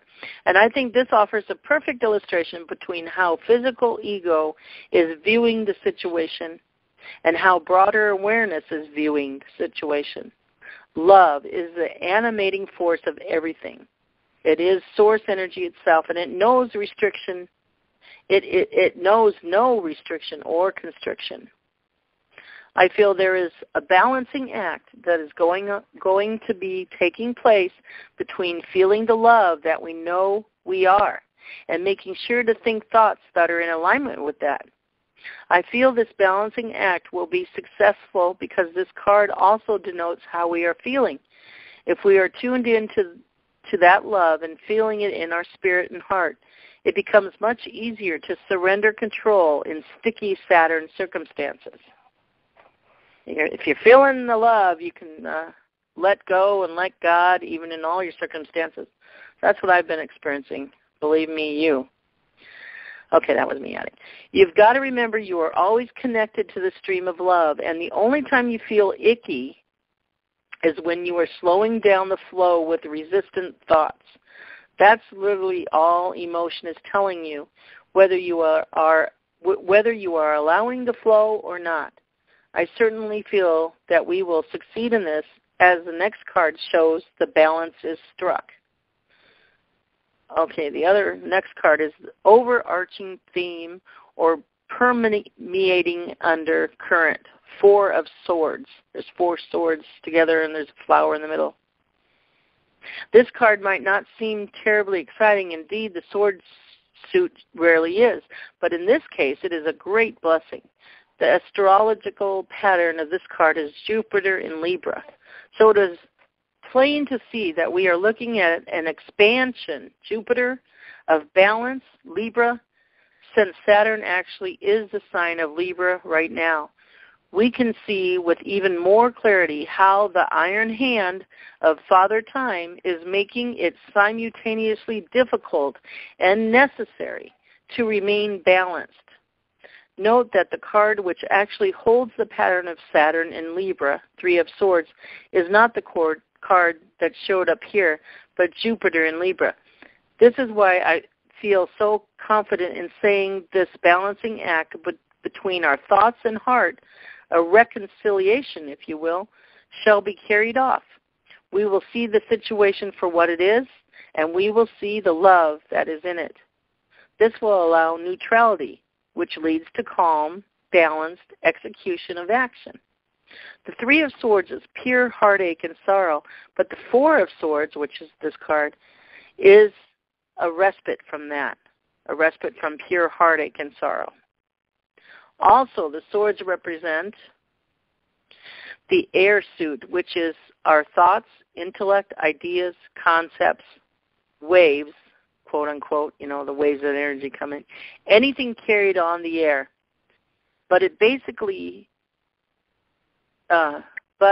is basically devoid of gushy, quote unquote, cup-like emotion. So it is wonderful that we have the 2 of Cups denoting the spirit and heart will be soaring. The spirit and the heart are always soaring, mind you, but if we do not listen to our heart or we do things that are out of sync with our deeper spiritual values, values, things can get mucky. This is something Saturn is famous for, slapping that energy tax right on the pure, joyous heart spirit expression. But remember, this is always invited by you through beliefs in what is or is not possible in life. So when circumstances are in very dense vibration, which is Saturn, but emotion is in a very high vibration, which is Two of Cups, they balance each other out, and we appear calm, if not a little stoic, and in neutral alignment. Maybe bad exposure is going to come at the same time as the financial realignment and all that, our good stuff coming too. Maybe that's what she's saying, huh? Another way of saying this is we are in an allowing state, which is precisely how to deal with Saturn, and also reflected in the Two of Discs. Allowing in this sense does not mean approval, but balanced neutrality. It is equated with allowing simply because in this state we are not in resistance to the flow of our source, which is love. And situations tend to work out. Those limitations loosen up and recede. Notice in the previous card, Two of Discs, that serpent has a loose flowing wrap, not a tight one. This is because when resistance is dropped, let go, and harmony flows, the serpent power weakens. It doesn't feed on your approval of it as many think. It feeds on your condemnation of it, your fight, which is one of the biggest paradoxes we are discovering. Our fight of, the bad boy propagation machine. So remember before I mentioned the Ace of Wands showing up at the Western Leo new moon? This was also when I was living the reality that the sun was also in Leo. The quintessential fire expression sign. Leo rules the heart and love and the unbridled expression of yourself with exuberance, confidence, and courage. Now that we know the sun is actually in Leo now, she just had let me just interject, an epiphany of what she learned just recently, that even astrology was succumbed and invaded by the bad guys, but she's found out the truth of the best astrology and the truth in it without the confusion. So that's what she's talking about. You have to go back and read the rest. Leo rules the heart and love and the unbridled expression of yourself with exuberance, confidence, and courage. Now that we know the sun is actually in Leo now, we can see that inner fire, that personal self-expression, is an even deeper current going on here. And then the fifth card. The major overarching theme or deepest permeating undercurrent is the Ace of Wands. Why would we be experiencing situations where limitations are intermingling with our imaginations? Or, to put it another way, situations where we have to deal with the dead weight instead of getting on with the fun stuff. That's what's going on in the world today, isn't it, guys? Remember, this is all about beliefs, always has been about beliefs. If we have a bumming desire to be true to ourselves and our hearts, but our physical circumstances are still reflecting those boxes of limitation, we know we have some programs running that are not in alignment with the passion, with that passion. This can result in a crescendo where we will inevitably reach a point of giving up, letting go, or surrender. And this is the waves that are coming in to help us to give up, let go, and surrender. This is what's going on. Yeah, with the healing and stuff. Okay, that's me.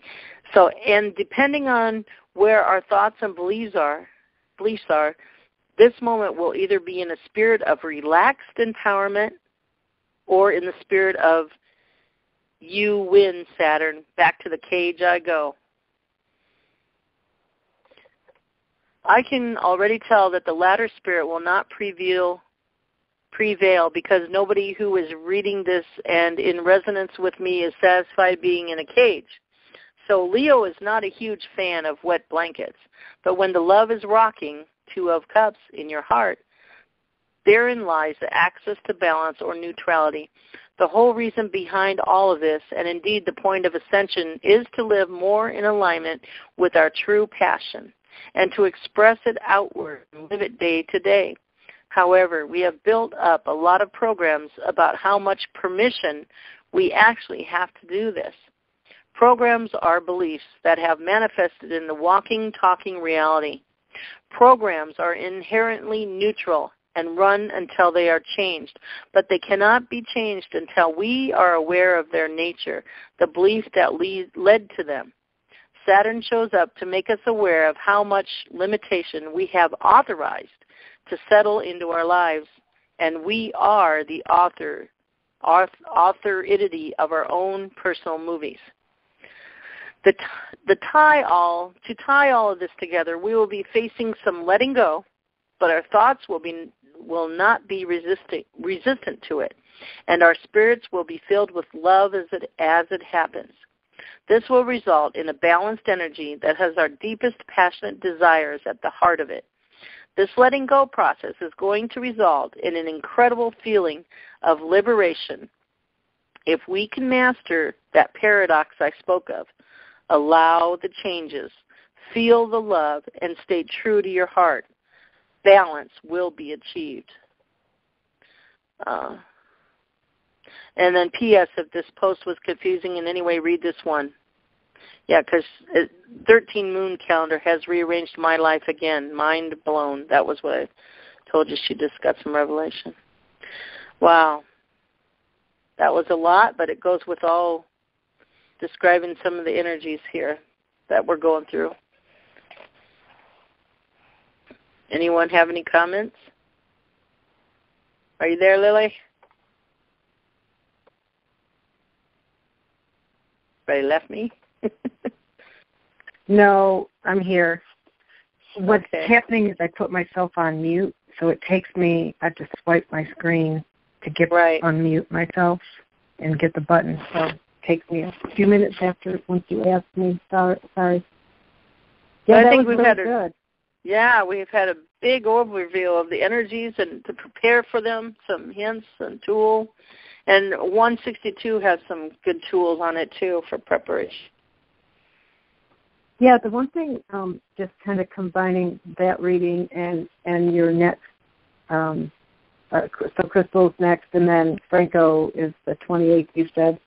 The one thing I have to say that has helped me kind of evolve to where I am currently is Franco's work of remaining neutral and just try to be the observer. If I can remember that, whenever I'm, when anything comes up that might tip your energy or take it away in some form, and stay somewhat neutral, that's been really helpful for me. Yeah, have you found yourself when you're in those situations, you go back and you remember that? Okay, Elizabeth, just stay neutral, stay the observer, don't get emotionally into that. Yeah, and I think love. About the ego. I think about the ego. And I think about the changes that are right around the corner. I won't have to deal with this much longer, so that helps me calm down. I will say, though, even when, something negative happens, I don't really necessarily look at it negative. What probably bothers me more is someone not hearing me or honoring me, when you say no or that won't work for me, or I'm not interested. How a salesperson keeps piling it on. Yeah. And so that I still get a little bit frustrated with. What do you know, don't understand of, right? How's that line go? What about no, don't you understand? Oh, Lord. I had somebody come knock on my door, and I just did not have time, and I was trying not to be rude. And finally I just said, go away. I closed the door.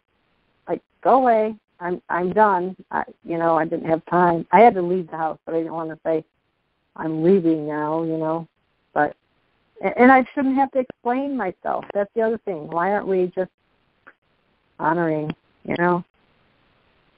Right. So. But Franco's is really interesting when you really take it for how he says it. It's just energy. It's you know, if you energy. just listen to Franco, his vibrations, just like this energy work from that man, Bill Farber, today, it goes right into you, and you can't help but not practice it. It just comes natural because it reprograms our programs have been put in us all over the years, you know? Yeah. Yeah. It's going to be interesting times. It is already. Boy, I'm looking. I know I'm not the only one, but boy, am I looking forward to a shift in how the planet operates. Me too. You know, I have let's see.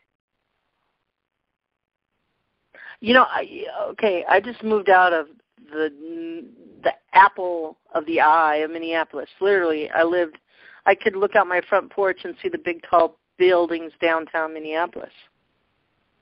I moved from there about 20 miles out, in a suburb. And I had to take 5 or 6 trips. I could literally feel the difference in the energies from the city, denser energy, more denser, to out here in the country. Yeah, I would agree. I used to live on a lot of land, about 30 miles outside of town, but I was on a lot of land, and my neighbors were quite far distance. There is a big difference. I mean, even driving around now, it's like, get me away from people right now. You know, it's kind of like... And it's just not the people. Out in the suburbs, there's more nature, more air, and in the cities, there's more, electrical lines and all that stuff that they're using to brainwash us and keep us dumbed down. But we're awakening. They're crumbling. It's over. We're going into the shift. We're heavy in the transition now. Heavy. These 3 months, guys. I have a question. Do you remember way back in the, I don't know, probably like, in the 60s, like not 1960, but in the 60s, your calls when you were in like number 62? Do you remember around then where the Galactic Historian was coming on and he talked about, somebody asked me a question, I was trying to explain it, but I don't remember how to explain it. Do you remember how they harvest the souls, and it's over in Egypt? You remember that? In the sacred geometry of the cities, and harvest the souls in the sacred geometry of the city, of the buildings, and everything else in the infrastructure. Yeah, but it's deeper than that. It's more. It's deeper than that. Where there's a place in Egypt, and I don't know if it's a tunnel, but there's this ball, and they harvest the energy, and it's contained there, and they use that energy. But I don't know how to explain it, and I recall it, but I don't recall it enough to verbalize it. So they use that energy to live their life, so to speak. But right now, they're not getting a lot of that in that tank or whatever to get their life energy, because we're not giving them the feelings, the emotions out like they want, because a lot of people are awake. So right now they're having to use a lot of their energy, and this is why they're crumbling, because they're not going to be able to maintain without our energy, and they're going to be using up their energy. They're not going to maintain. It's over. It's done. The head of the snake's off. Yay. Yeah. Do you know? Have you noticed when the stuff that's on the news, or the I think it was the Foley beheading. As soon as I saw that, that was claimed as a false flag, right? The same day.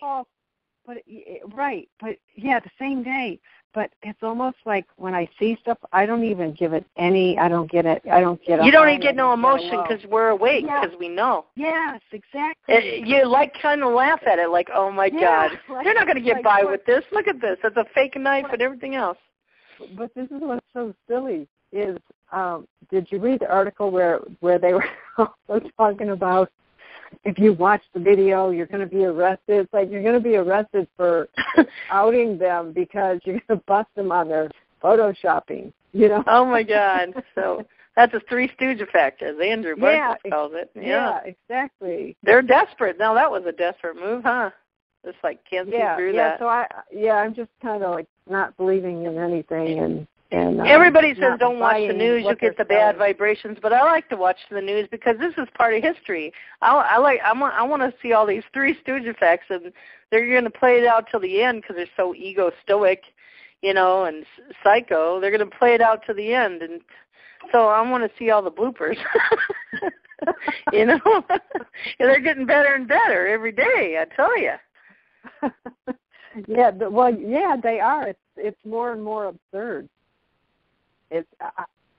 Now, I don't think it's just me and you noticing this. No, I'm sure there's a lot of other people, and even the people that aren't awake are noticing. Like, what? Yeah. That is true. However, there's still a lot of people that I've talked to that are just that they're not that aware. They're not awake. That's why I say there's going to be, and there's got to be a big exposure of a big thing coming our way. Like, for example, 9/11, or 9/11 being exposed. That will make everybody pay attention. Like, what? Yeah. What are they saying? Those 28 pages being released, and then, that's going to go like wildfire. That'll be out in 24 hours of what's all in that 28 pages. So, and I didn't know President Obama said he was going to uncover those pages from what Ron Paul said today that we read. So that would be interesting. So President Obama has, another year or so, right, left. Mm-hmm. And coming up in November is a UFO citizens hearing disclosure in front of live Congress and Senate, and that will be televised all over the world on the TV. Everybody's going to hear the testimony that we heard last year at the Mach 1 with the Navy people, the people that have worked for the military, and government officials in Canada and all that. They're going to hear that. They're going to believe it. And that's a shocker. So to me, I'm just putting all this together. To me, I don't know. What do you think? Financial reset first before UFO disclosure comes in November? And then, or what? I'm not sure. I don't. I know.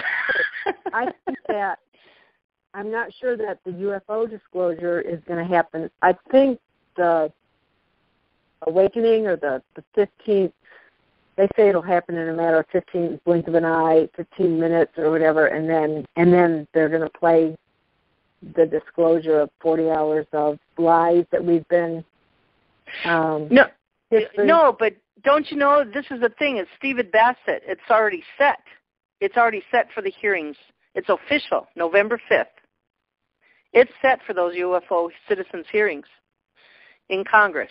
It's not a... but we might have it before that, don't you think? Or you think that because they did they played the David Wilcock and Ben Fulford airing in Russia? What I'm starting to think is it's all going to happen at once. Everything's going to happen at once. It's going to go so fast. It's like everybody's going to be awestruck, just like we just read what Crystal wrote, awestruck. But it's going to be like we're going to be relaxed and okay because we have to come as a vibration, all of us, to a point where we'll be able to take all this stuff all at once. And now, so the energies, the big energies are coming in September 21st, and then another boost of that energy is on October 11th, I believe, or 19th.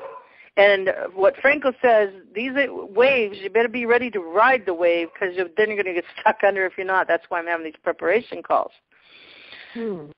So those are the energies for us in the world. So to me, it's all going to go on all at once. It's like, anyway, it's all going to be good. Yeah, I'm excited. Mm-hmm. It's finally here. Yay! Yeah. Well, we're definitely headed in a better, more hopeful direction as opposed to, the type of world that, was in the 60s, 70s, 80s, 90s, We're moving definitely accelerated. And they're definitely crumbling. You see signs everywhere. They're not little signs either, the big signs. That's definitely crumbling, and people are awakening on the other side. You know what's going to be delightful for me, and I don't mean delightful like ha ha. I don't mean like a high energy delightful, but just like kind of a calm excitement when Kissinger is arrested. The big generals, Kissinger, Soros, and there's a couple others. Yeah, the big guys. Or exposed and then arrested or whatever, yeah. And I don't mean I don't have like, I'm not projecting. I have more neutral energy about it, but it's kind of like that. You mean that's one of the biggest signs is it's really going down when you see that. Yeah. It's not for mean to him, Yeah, but it's not like, oh, I want him to suffer and he did that. I don't have all of that because I don't have time for that. I'm keeping my energy on a up note. You ever see that video? Ain't nobody got time for that. Yeah. Wow. Oh, Joe. Yeah, let somebody else deal with that. But that's going to be a clue for me when the big ones. I mean, I know a lot of smaller ones are going, and that Christine Lagarde, I think you mentioned.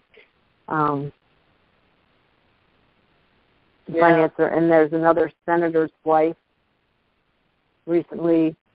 She's being charged. So, by the way, the UFO disclosure and hearings in Congress is a day after elections. If elections are even held, one of these days that's going to get exposed for what it is. Right. They cheat on it. So everything's really just... The thing that's curious to me is the deeper down the rabbit hole you go, the more you realize how rigged everything. It's not one thing. It's everything. I could stand on the Empire State Building as far as my mouth is dropped. My mouth is dropped all the way from the top of that to the ground, going through all them rabbit holes in the last 3-4 years. Yeah. Because you come on to something like your mouth opens, like wow, oh wow, yeah. Like, I'm still shocked. I'm still shocked at some of the stuff I'm coming across. Yeah. So anyway, I hope you guys we got some more preparation. I do have one small, beautiful, awesome meditation with angels, 12 minutes. I want to play at the end of the call. Does anybody else want to come in? Star 6. So I think we painted a good picture on Lily. Cool. One of the things I'm looking forward to, whether it's the Dinar Rebellion or Jubilee, we'll just put it that way, is to not worry about paying my bills and keep awakening the world, right? Or having to work 40-hour grind. Yeah. And go and do what I really want to do. Yeah, not just for you, but for everyone. Yes, everyone. Everyone, God, not just for Dinar holders, everyone. Can you imagine? Oh my gosh. We would be some good. That's why we're going through these high energies now. So it's pushing our true selves out, pushing out with the old, in with the new. Well, it's not really new. It's what we've been pushed down. It's in us, our creativity and our passion. Yeah, and all the patents to be released. So for everyone, do you know, I did a blog back when, they make cars, tons of brand new cars every day. And these pictures that I posted on their Amethyst sent me, they're buying fields of land to put these cars on there because, there's not a lot of people buying cars nowadays. And they can't stop making them. They can't stop production or they'll close down, the corporations. So there's a brand new car for everybody. Imagine everybody, okay, go get your car. Just go grab a car and drive off with it. Wow. I mean, that's a start. We're going to have other technology, but... Well, we're supposed to have technology that... yeah, but we're a transition. I'm just talking about the beginning of a transition. Yeah, Let's all get a car. We don't have to worry about my muffler being loud like mine. Well, let's get a car and convert it so we don't need any gas. Oh, no, let's get a car until we have the hover arounds or whatever, right? Yeah. Yeah, well, at least we'll have a brand new car until then, which won't be very long either. And then we can create a factory or create some kind of magic that'll melt the metal and we can recycle it in a new way well, there's already technology in that. They already have that technology. Did you know that? No. I asked that question to Franco. I said, well, what's going to happen when we come to that point and we don't need the big skyscraper buildings and the cement and all that? Oh, well, our brothers and sisters already have it's just going to dissolve. There's technology. It just dissolves it. I love that. Uh-huh. Cool, right? Mhm. Yeah. I'm excited for Crystal's call next week and the Franco call. We're going to, you got to be with me, Lily. We're going to ask him questions, huh? Mm-hmm. To get out of him. Yeah. And then the Julian and Franco call, that's going to be astounding. Oh, my God. No, I didn't tell Franco. Wow. I didn't tell Franco how I came across to say, hey, Franco, you want to do a call with Julian? Well, I'll just tell you a little bit. Julian messaged me once, and he saw Franco in his energy field one time. They don't even know Franco, Crystal or Julian. And he was meditating, and Franco showed up because he's probably seen his pictures on my Diamonds blog. And then that's when he messaged me. And that's what I didn't tell Franco yet. I'll tell Franco on the call. I'm just curious. There's a reason, and it's going to be on the Diamonds call. So, yeah, that's going to be really cool. Yeah. Well, and he talks so fast and fluid. It's like just. Yeah, that's why I like to ask questions, because he'll go on and on. No, I love you, Franco. That's okay. That's what he does. But when we can come in with questions, he gives specific, and we get to what we're wondering about. Mm-hmm. It's all good. Hi, Elizabeth. Hi. Hi, it's Beverly. Beverly, hi. How are you today? Hi, I fell asleep. Oh, that's okay. And I just woke up. Oh. But those calls you're talking about, did you give the numbers for those? Oh, they're coming up. They're next week. Crystal will be on, Julian's girlfriend, Crystal, and on your show. Yeah. Oh, okay, great. Are you going to be there Thursday night? Here? Yeah. For the news, you mean? On the call Thursday. Oh, I haven't been doing the news ones on Thursday. Usually I've been giving news at the beginning of the Saturday. I realize that. So it'll be next Saturday? Next Saturday is the next Diamond show, yeah. Oh, okay. I'm all set now. I'm really still fuzzy in the head. Oh, did you listen to that? Huh? Oh, how was your move? It was terrible, but I stayed in love, I guess. Yeah, I know. Mine was too. Okay. But Julian and Franco's coming on the 27th of September, and Julian and Franco are going to do one on the 25th of October. Oh, and Antonio Hagens, we're getting lots of good calls coming up. Okay, great. Well, yeah, great. Okay. And were you listening to the energy work when you fell asleep? No. Oh, okay. I just fell asleep. You can re-listen to it where you ended, and there's a good energy work the guy does on there, and then we're going to listen to this little angel meditation too. Yeah, that I heard. That's good. I'll probably go back to sleep. That's good. That's a good receiving mode. Oh gosh! All right, I'll go ahead back to talk to the others. I'm learning stuff. And we learn from you too. Yeah. Okay. Thank you, dear. Okay.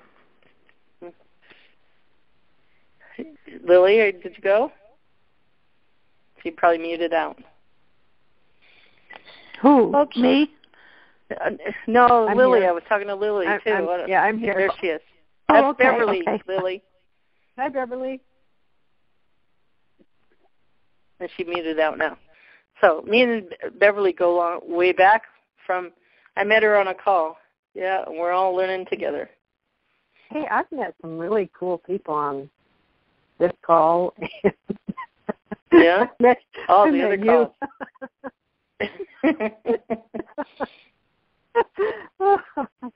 Oh, that's funny.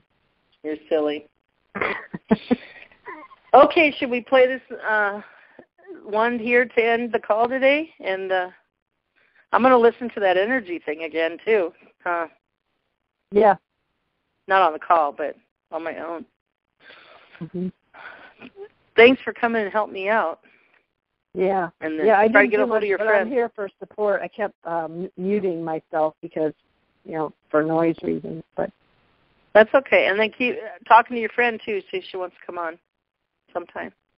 Yeah, I texted her, and I didn't get anything. She ended up having to work. And I texted her to see if she was done yet, if she wanted to call in. But so some glorious times coming up. We're there. Finally. Yay. Anyway. All right, let me play this, you guys. It's 17 minutes. It's really good. I like this voice, her voice. All right, let's do this. And then this is reference number 162, by the way. And the recorded line, everybody knows, 209-255-1099, PIN 883267#, and it'll be available as soon as we hang up, Beverly, if you want to listen to it tomorrow or whatever. And reference 162 £. All right, and the Diamonds with an S Forever 31.blogspot.com. Here we go.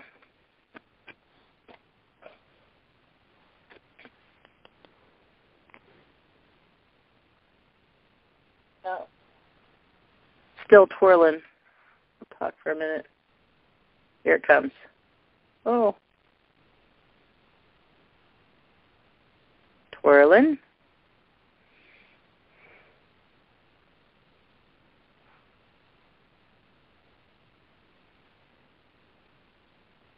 Monday Meditations, Doreen Virtue.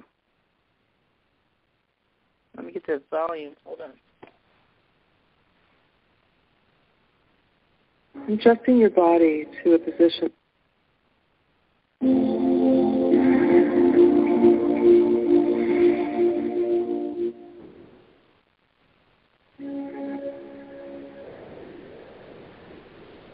Let's begin by getting comfortable, adjusting your body to a position that feels very relaxed. And just letting go of any outside concerns or thoughts. And breathing very deeply, inhaling and exhaling. And we call upon and affirm that our Creator and our higher self, Holy Spirit, and the beloved archangels and ascended masters are watching over us throughout this meditation, ensuring that all that comes to us and through us is purified and of the highest divine light and love, and that all that is surrounding us now is of God's infinite wisdom. Allowing yourself to relax and feel totally safe.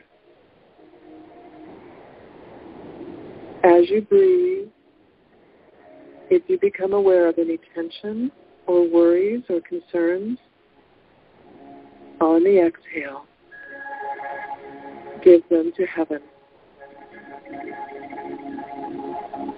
Feeling so good to give yourself permission to let go and become very relaxed.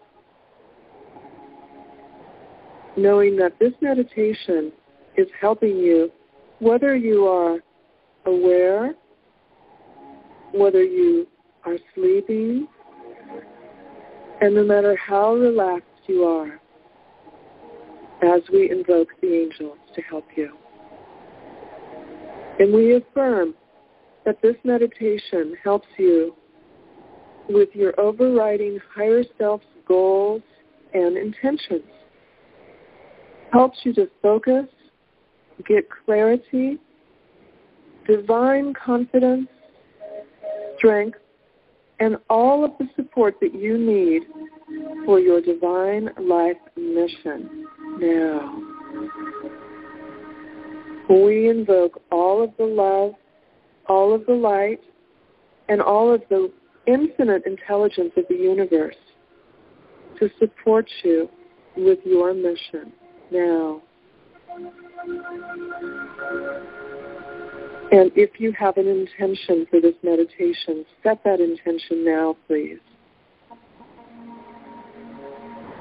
Just think about what it is that you desire for your spiritual path. And your intention sets the tone for this meditation. You can experience this meditation in various ways, at various times, just by shifting and changing your initial intention. Let's continue to scan your body for any areas of tension. And if you happen to find any muscles that are tight, simply send breath to them through your inhalation. And as you breathe and focus on these muscles, you may want to ask them silently, what message do you have for me, muscles?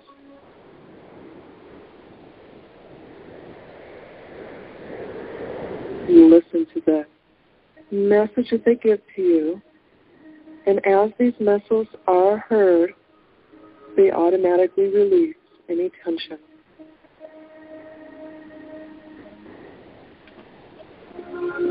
Giving yourself permission to continue to go deeper into your relaxation now. Knowing that you, your loved ones, and all of your possessions and responsibilities are entirely protected and safe right now and always. It's safe for you to let go. It's safe for you to be at peace. It's safe for you to completely relax now.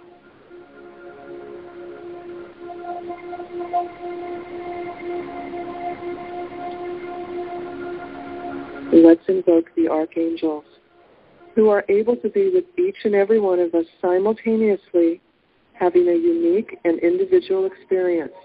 These non-denominational, unconditionally loving beings each have a specialty to help your divine life mission and your healing. We now call upon Archangel Michael to come to you, giving you courage, confidence, and protection. We now call upon Archangel Raphael to help you with your healing path and journey. We call upon Archangel Jophiel to beautify your thoughts, your life, your relationships, and your surroundings.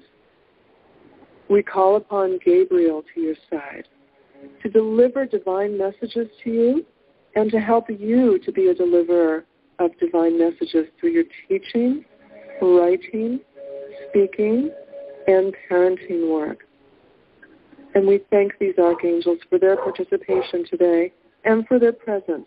And we know that it's right for you because these truly are gifts of love from the Creator for each and every one of us, including yourself. Let's begin with working with Archangel Michael to vacuum away any lower energies from yourself. Continue to relax your body and breathe deeply and allow yourself to be receptive as Michael and the other angels do all of the work. The more receptive you are, the more effective their clearing energies are. Breathing deeply. We now ask Michael to come to you in the top of your head, carrying his beautiful sacred vacuum. And as you give Michael permission to help you, he now takes the tube of that vacuum through your crown chakra at the top of your head and into your body,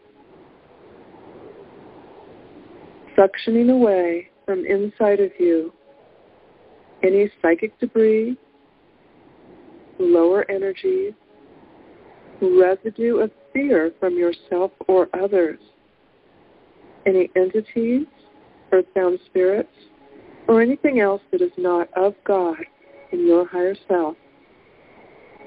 Completely suctioning this out of your body, including your internal organs, all along your spinal column, your muscles, and down into the tips of your toes and the tips of your fingers.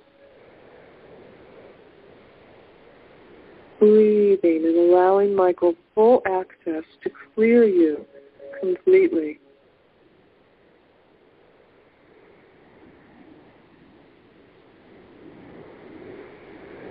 Letting go, choosing to let go of that which does not serve your highest purpose.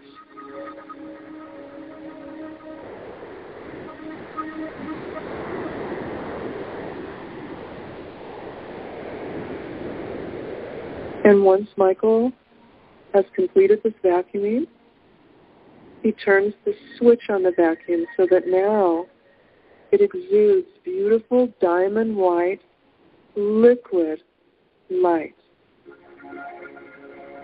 filling in your body completely with this white light, fortifying you and vitalizing you, protecting you.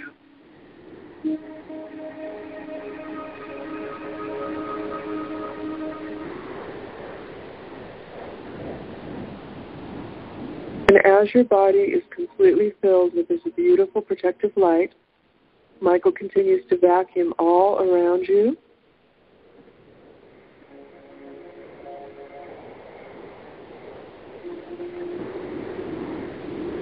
And vacuuming your living space, especially the area where you sleep each night. Lifting those energies in your home to a high, bright vibration.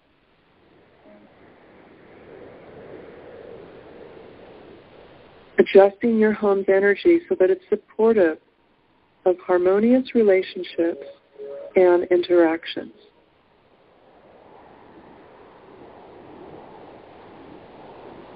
Creating a gentle space for you to live and sleep.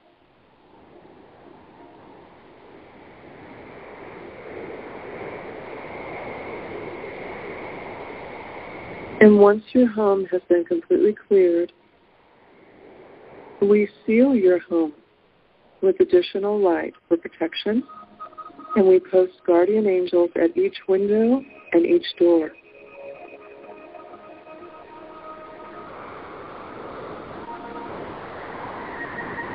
We now ask Michael to vacuum away any lower energies from your loved ones who give permission for this healing. And as you continue to relax and breathe, feel your support for your loved ones as they receive Michael's healing and blessing as he now lifts away and vacuums all lower energies from within and around your loved ones.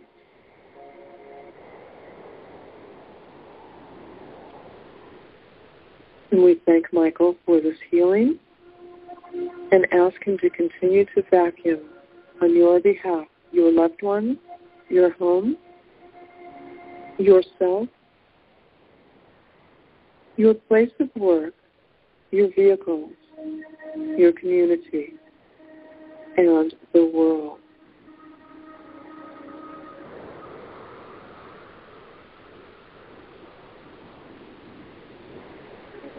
We now ask the Archangel Michael to help us to extract and sever any attachments to fear in relationships, whether past or present relationships, including relationships to items such as homes or jobs. If you will continue to relax and breathe deeply Michael will have the access, which will allow you to work with him to let go of any fear that could have in the past been holding you back. Breathing. We ask that you just be willing to release any old attachments or cords of fear to your significant relationships.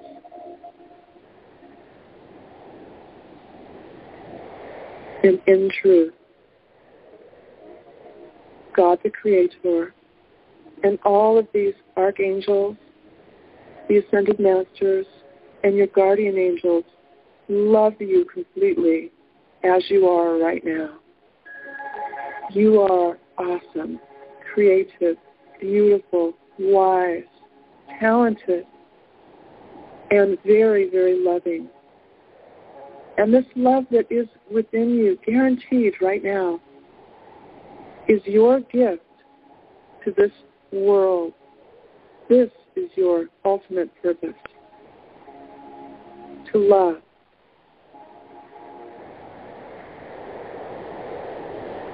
Let us send this love outwardly to everyone everywhere, to every child, to every teenager, to every adult, sending the love out to every animal, including the animals of the water and the air, to every plant on this planet, and to the soil, the water, and the air. Sending this divine love all around the planet, encircling the globe in warm, healing love that also enfolds you right at this moment. You are safe. You are protected. You are always watched over and guided by loving angels. And you are very needed in this world. We need you. Only you can fulfill your destiny and your purpose. And the angels are with you to support you, guide you, and protect you all along the path, every step of the way, every day on your divine life purpose. And know that as you allow them to support you, and as you allow yourself to receive their help, their guidance, and their love, the more you are able to help the entire world. And if you would like to ask your angels for any messages right now, this would be a wonderful time to do so.